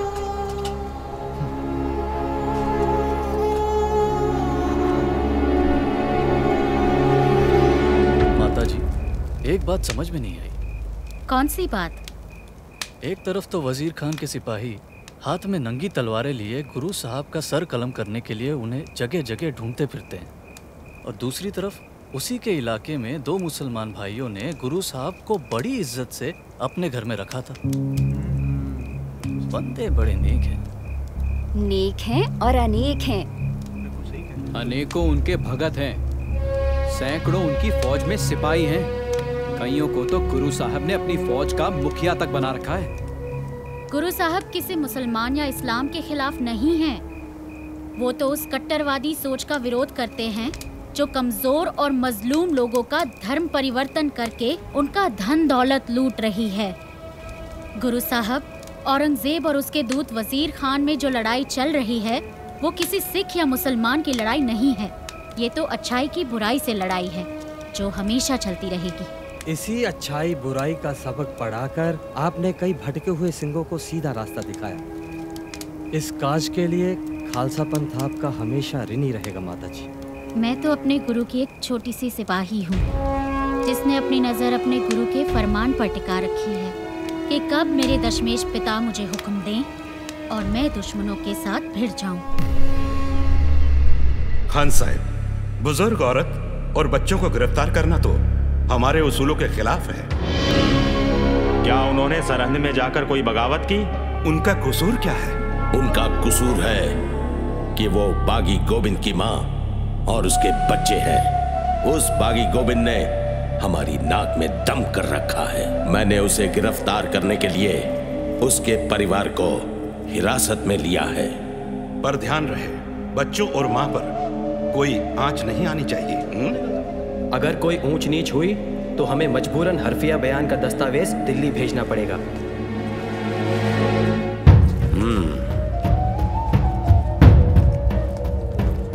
काजी साहब, कुछ करो। पर मेरे हाथों में कुछ तो दीजिए। बाकी उनका बाप है, बच्चे तो नहीं, जो मैं उनकी सजाए मौत का फतवा आपके हाथों में रख दूं। ये मौका हाथ से नहीं जाना चाहिए।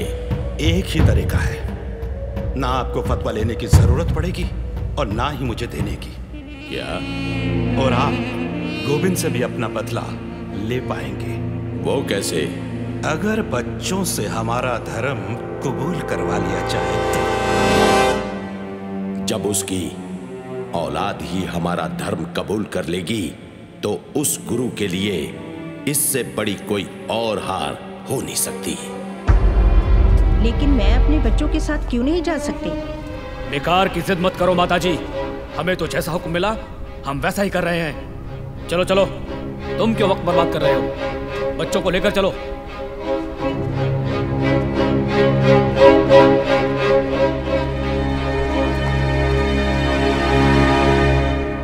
खान साहब, जो करना है वो सब सोच लिया है। आप देखना, जैसे आप चाहते थे वैसे ही होगा। बड़ा दरवाजा बंद और छोटा खुला है।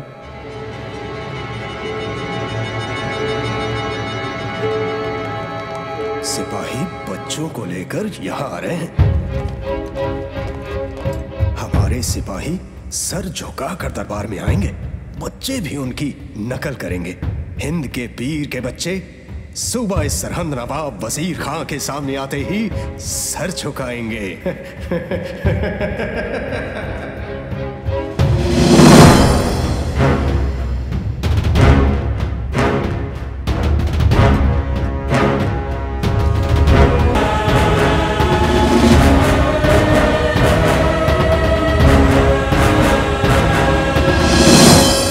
वाहेगुरु जी का खालसा, वाहेगुरु जी की फतेह।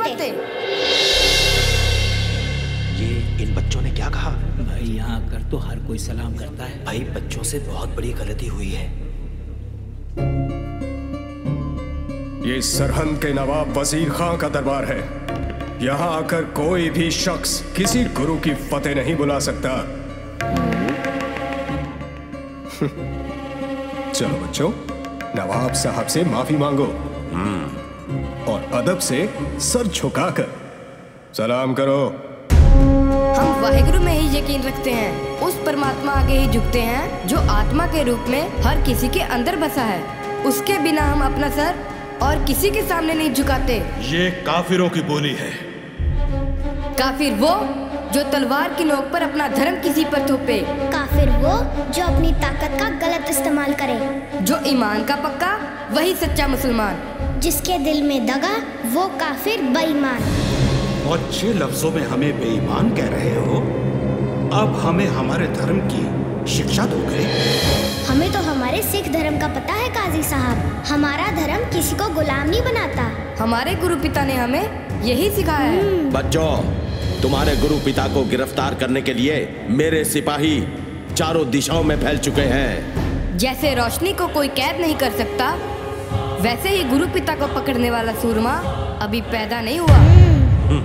वो चमक है उनके चेहरे पर कि लोग अपनी मर्जी से उनको झुककर सलाम करते हैं।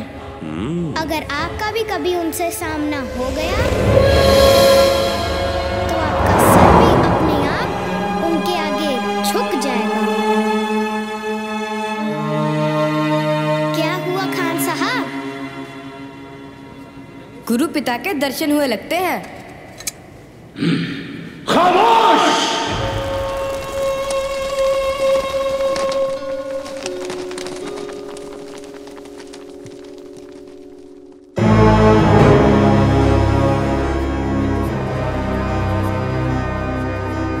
बच्चों, अब तुम हमारे पास रहो।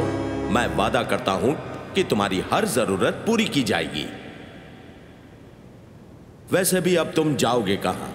शायद तुम्हें पता नहीं कि अनंतपुर उजड़ चुका है। तुम्हारे पिता को हमने पकड़ लेना है। तुम्हारे दोनों बड़े भाई अजीत और जुझार चमकौर की लड़ाई में मारे जा चुके हैं। आपका क्या यकीन करना, आपकी तो नीयत ही ठीक नहीं है खान साहब। बिना किसी जुर्म हमें बुर्ज में कैद किया हुआ है। हाँ साहब, बिल्कुल ठीक कह रहे हैं बच्चों। इनका धर्म कबूल करो, नहीं तो अपने भाइयों की तरह मारे जाओगे। हमारे धर्म ने हमें मरना पहले सिखाया है, इसलिए हमें मौत का डरावा मत दो। बच्चों, मौत की नहीं, जिंदगी की बात करो। तुम जो चाहोगे वही मिलेगा। रहने के लिए ऐशो आराम और महल, राजकुमारों की तरह ठाठ बाट। और अगर मैं कुछ भूल रहा हूँ तो तुम मुझे याद करवा देना। हा? याद दिलाता हूँ, वो याद दिलाता हूँ जो मेरे दादाजी गुरु तेग बहादुर जी ने कहा था उन कश्मीरी पंडितों को जिन्हें उनके धर्म परिवर्तन के लिए मजबूर किया जा रहा था। दादाजी ने कहा था उन जालिमों को कहो पहले गुरु का धर्म बदलो। अगर गुरु ने धर्म बदल लिया तो तुम सब भी खुशी खुशी धर्म बदल लोगे। हाँ हाँ, याद है।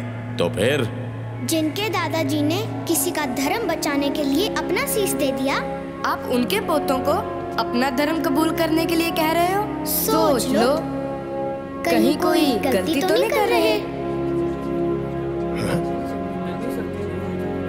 उसकी ही विधवा, मतलब तुम्हारी दादी अभी जिंदा है। अब क्या करना है? जाओ उसके साथ मशवरा करो। कल तक की मोहलत है। वाहेगुरु जी का खालसा, वाहेगुरु जी की फतेह। ये तो बड़े बड़ों को चुप करा देंगे। ये बच्चे हैं या अफलातून? हाजिर हो।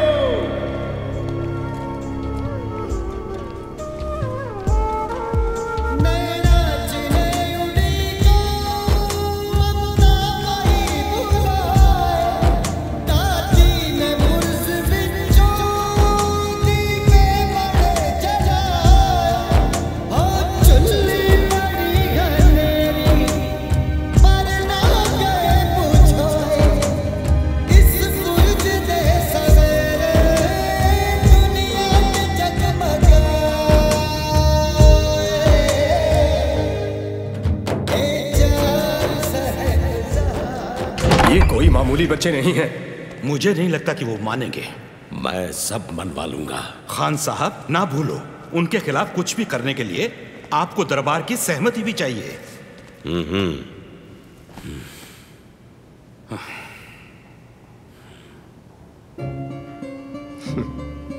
जनाब, मेरी सोच की तारीफ करना।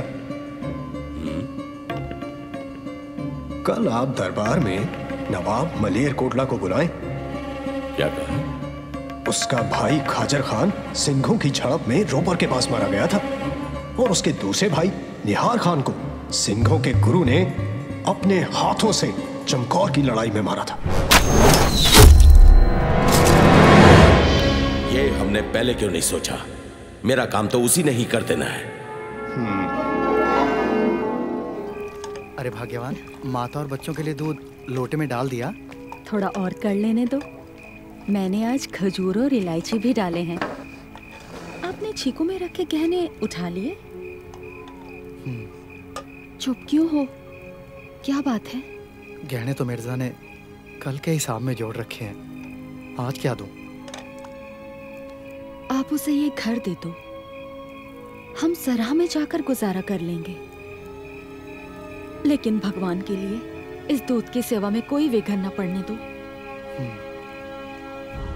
बेटा, बच्चों के लिए तेरे दिल में प्यार देखकर मैं रब से दुआ करूंगी कि वाहिगुरु तुम्हारी सेवा का जरूर फल दे। आज दरबार में क्या हुआ?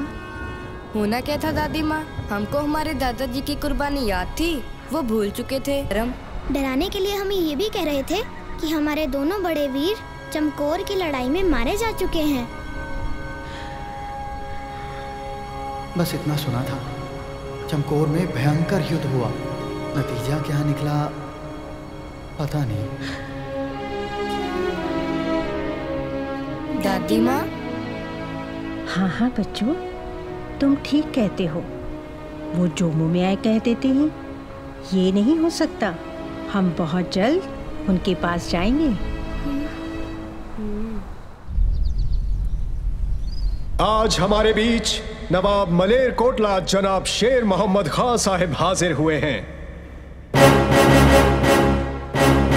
जिनके एक नहीं 2 भाइयों का इनके पिता गोविंद ने बड़ी बेरहमी से कत्ल किया।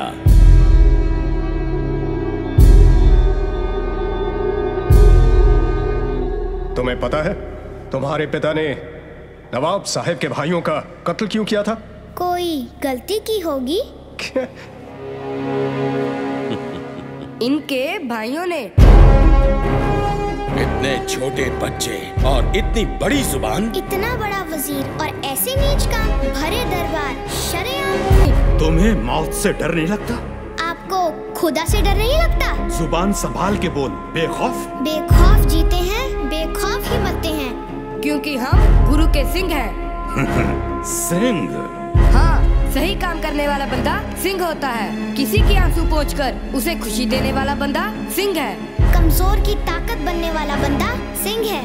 इंसाफ के लिए जिंदगी दांव पर लगाने वाला बंदा सिंह है। ओए सिंहो, इनके भाई इंसाफ की लड़ाई लड़ते थे जब तुम्हारे पिता ने युद्ध में उनका कत्ल किया। युद्ध में ना? उसे कत्ल नहीं, कुर्बानी कहते हैं। आप उसे कत्ल कहकर इनके शहीद भाइयों की मौत का अपमान कर रहे हो। लफ्जों के जाल बिछाकर तुम अपने बागी पिता के गुनाहों पर पर्दा नहीं डाल सकते। उसके गुनाहों की सजा तुम्हें जरूर मिलेगी और वो सजा खुद नवाबे मलेर कोटला तय करेंगे, जिनके तुम गुनहगार हो।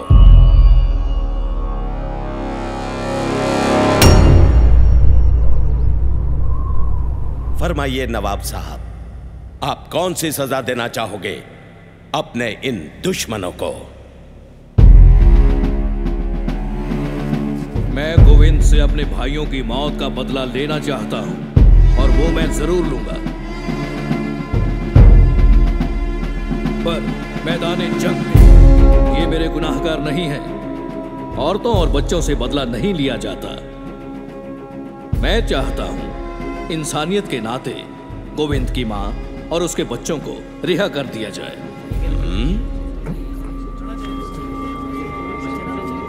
नवाब साहब ने सही फरमाया, इंसाफ होना ही चाहिए।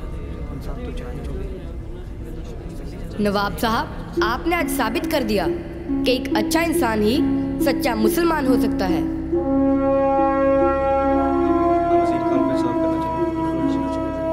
मैं भी इंसाफ में यकीन रखता हूँ। नवाब साहब की मर्जी और आवाम की ख्वाहिश के मद्देनजर हम इनको आजाद भी कर देंगे, पर मैं इनसे ये तो पूछ लूं कि ये आजाद होकर क्या करेंगे? वही करेंगे जो हमारे गुरु पिता कर रहे हैं और जो सिंहों की आने वाली नस्लें करेंगी। क्या? आखिरी सांस तक जुल्म और बेइंसाफी के खिलाफ लड़ेंगे। वो कैसे? हम अपने गुरु पिता के सिंहों को फिर से इकट्ठा कर फौज तैयार करेंगे। सुना आपने? सुना आप सबने? इनके बागी इरादे? जो इनका बागी बाप हमारे साथ कर रहा है वही ये बागी बच्चे करना चाहते हैं।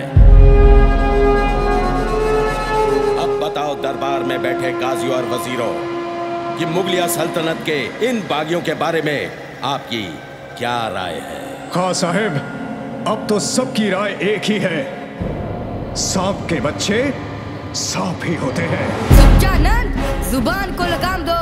मजलूमों के वो दोस्त हैं, नेकी उनकी पहचान है। शीश झुकाकर आदर कर, गुरु गोबिंद सिंह उनका नाम है। शुक्र कर हम आपके कैदी हैं, नहीं तो कसम गुरु पिता की अब तक तुम्हारा सर कंधे से गिर चुका होना था। बस, मैं और कुछ नहीं सुनना चाहता। बागी गुरु के बागी बच्चों, हमारा धर्म कबूल करो या बेरहमी से मरने के लिए तैयार हो जाओ। पहला मरण कबूल, जीवन की छड़ आस, हो सबना की रैन का, तो आओ हमारे पास। काजी साहब, फतवा। मेरा फतवा तैयार है खान साहब।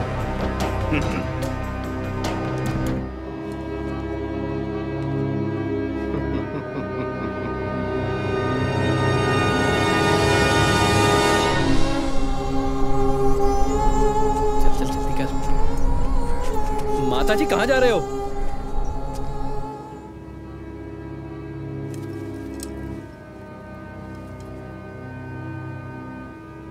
इनको जिंदा दीवार में चिनवा दिया जाए।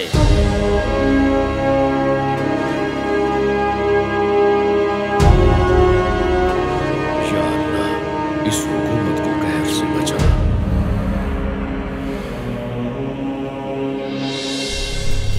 माता जी, बस और आगे नहीं, चलो हमारे साथ। काजी ने फतवा दे दिया है कि कल दोनों बच्चों को जिंदा दीवार में चुन दिया जाएगा। पर बच्चों के चेहरों पर बिल्कुल भी अफसोस नहीं। लगता है उनको फतवा समझ में नहीं आया। नया तरीका ढूंढा है सुबह में सजा देने का। वो सुना तूने? हाँ, बच्चों को फंसाया गया है। मियाँ, ये गुनाह है, जुल्म है। सरहद की धरती पर कहर बरसेगा। नवाब साहब, बच्चों को दीवार में चिनने के लिए कोई मिस्त्री तैयार नहीं हो रहा, पर हाँ, अपनी कैद में सजा काट रहे दो चोर भाई, शासन बेग और बाशन बेग, उनको मैं तैयार कर सकता हूँ। अगर हुजूर उनकी सजा माफ कर दे तो। जाओ, उनकी सजा माफ की। बहुत बेहतर हुजूर, बहुत बेहतर।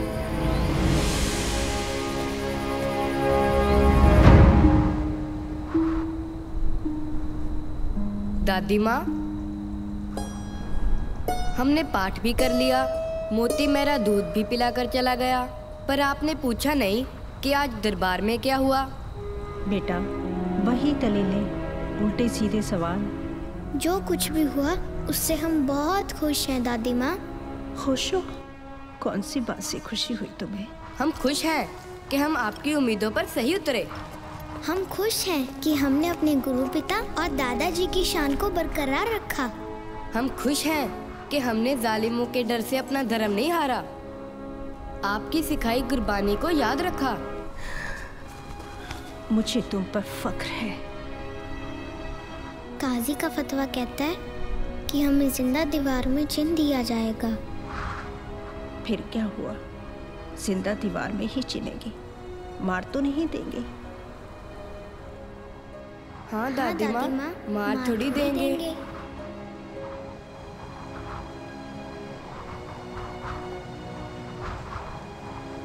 हम भी बच्चों वाले हैं।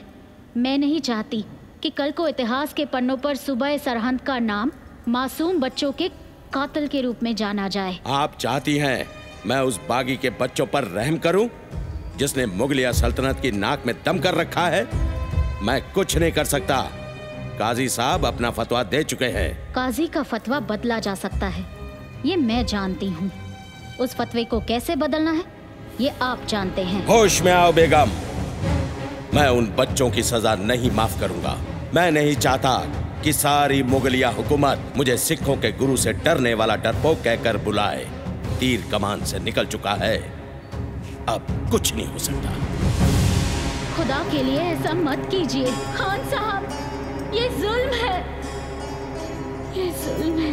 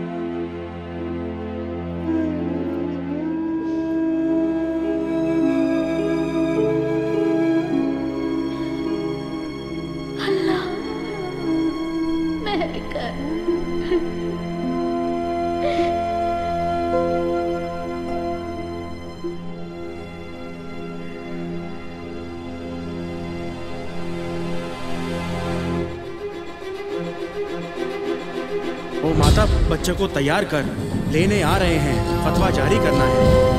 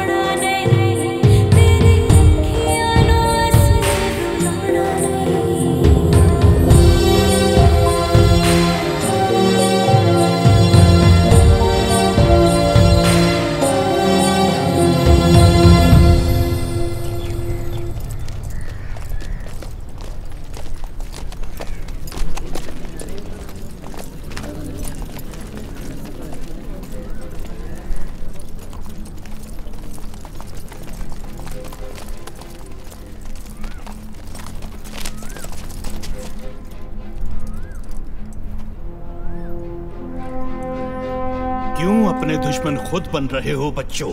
अभी भी तुम्हारे पास वक्त है। अभी भी आपके पास वक्त है काजी साहब, अपनी जिद छोड़ दो, नहीं तो इस धरती पर गिरा हमारा खून एक दिन जरूर रंग लेकर आएगा। क्या रंग लाएगा? यहाँ तुम्हारी याद में कोई महल बन जाएगा। जल्लादों, इनको दीवार में चिन्हना शुरू करो।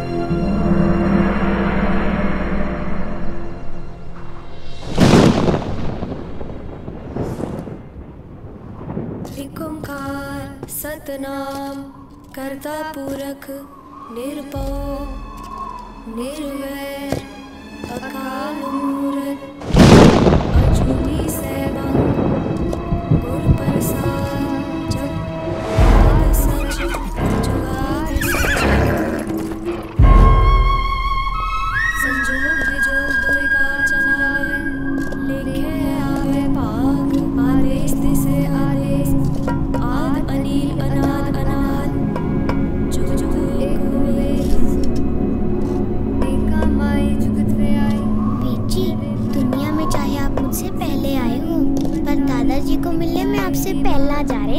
जिव तिस पावे तिवै चलावे जिव होवे फरमान।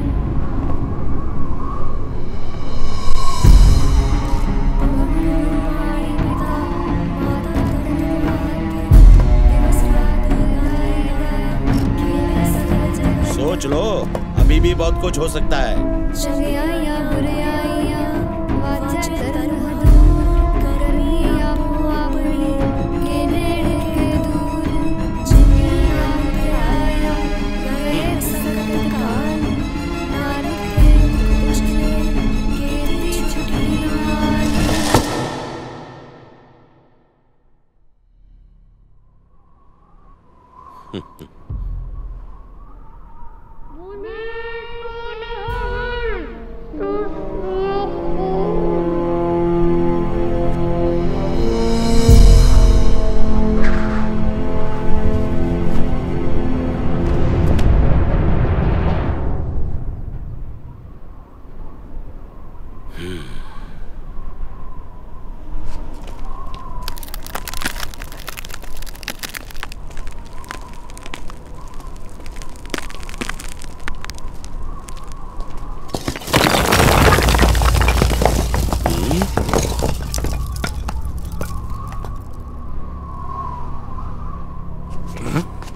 इन दोनों को बाहर निकालो।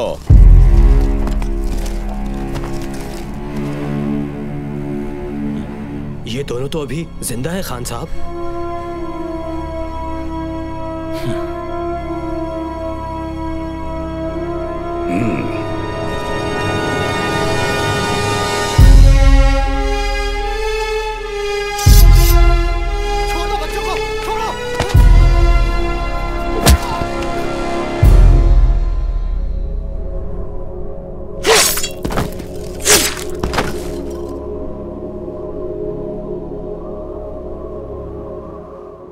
हम जान देकर औरों की जान बचा चले, सिंहों की सल्तनत का ये पौधा लगा चले। गंगू कहीं का नहीं रहा, दिमाग का संतुलन खो बैठा और सारा पैसा भी। गुरु परिवार की सेवा करने के अपराध में मोती मेहरा और उनके परिवार को पत्थर के कोलू में बेरहमी से पीस दिया गया। 40 भगोड़ों ने खदराना की लड़ाई में अपना बलिदान देकर मुक्ति पाई। आज उस जगह को मुक्तसर के नाम से जाना जाता है। और सिंहों के साथ माई भागो भी गुरु साहब के साथ नांदेड़ पहुंची और खालसा पंथ की सेवा में जुट गई। माता सुंदरी दिल्ली में बसकर खालसा पंथ के राजनीतिक मामलों को संभालने लगी। जैसी देववाणी हुई थी, साहबजादों की याद में चमकौर और सरहंद में गुरुद्वारे बने। नवाब मलेरकोटला को उनके पुण्यों के लिए गुरु साहब का आशीर्वाद प्राप्त हुआ। उनकी पुश्तें आज भी पूरी शानो शौकत के साथ मलेरकोटला में रह रही हैं। मलेरकोटला में रहने वाले मुसलमान आज भी गुरु साहब को मानते हैं। गढ़ी के मालिक चौधरी बुद्धू चंद की 9वीं पीढ़ी आज भी चमकौर साहब के आसपास फल फूल रही है। फिल्म में दिखाए गए गुरु साहब के हथियार, अस्त्र शस्त्र हूबहू वैसे ही बनाए गए हैं जैसे उस वक्त थे, जो आज भी गुरु साहब के शिष्यों के पास सुरक्षित हैं। जब गुरु साहब को बताया गया कि किस तरह वजीर खान ने उनके 2 साहबजादों को शहीद किया, तो उन्होंने अपने तीर से एक पौधा उखाड़ कर कहा, मुगलिया सल्तनत के दिन अब उंगलियों पर गिने जा सकते हैं। और वैसा हुआ भी। 200 सालों तक राज करने वाले मुगलों के हाथ से हिंदुस्तान का राज धीरे धीरे खिसकने लगा। गुरु साहब के एक अनुयायी भक्त टोडरमल ने साहबजादों और माताजी का अंतिम संस्कार करने की इच्छा प्रकट की। वजीर खान ने उसे आवश्यक जमीन सोने की मोहरों से ढकने के लिए कहा। टोडरमल ने वही किया। इस नेक काम के बदले उसे सजाए मौत सुनाई गई। मोरिंडा थाने के जिस कमरे में माता गुजरी और साहबजादों को कैद रखा गया, वो आज भी चंडीगढ़ के करीब मोरिंडा में है। वहाँ अब गुरुद्वारा है। फिल्म में दिखाया गया थाने का कमरा उसी की नकल है। जिस पेड़ के नीचे गुरु साहब को माछीवाड़े में आराम करते हुए दिखाया गया है वो उसी पेड़ की हूबहू नकल है। जो पेड़ आज भी माछीवाड़े में है उस पवित्र स्थान पर गुरुद्वारा साहब है। हमेशा बुराई पर अच्छाई की जीत होती आई है और होती रहेगी। ठीक 5 साल बाद बंदा सिंह बहादुर सरहंद पर कहर बनकर टूटा। उसके साथी फतेह सिंह ने वजीर खान का सर कलम कर दिया और बंदा सिंह ने खालसाई केसरी झंडा सरहंद के किले पर गाड़ दिया। सुच्चानंद को बंदा सिंह बहादुर ने सरहंद में ही मौत के घाट उतार दिया। काजी दीना खान जान बचाकर दिल्ली भाग गया। बच्चों को शहीद करने वाली दीवार बनाने वाले शासन बेग और बाशन बेग को उनके घिनौने काम के लिए बंदा सिंह बहादुर ने मौत के घाट उतार दिया। सिंहों ने सरहंद फतेह कर वहां रहने वालों को कट्टरवादी मुगलों से मुक्ति दिलाई। लोगों ने जी भरकर खजाने लूटे, पर बंदा सिंह बहादुर ने वो बेशकीमती खजाना ढूंढ निकाला। वो दीवार जिसमें साहबजादों को जिंदा चिनवा दिया गया था, घुटनों के बल बैठकर उस वीर ने नम आंखों से उन 2 वीर साहबजादों को श्रद्धांजलि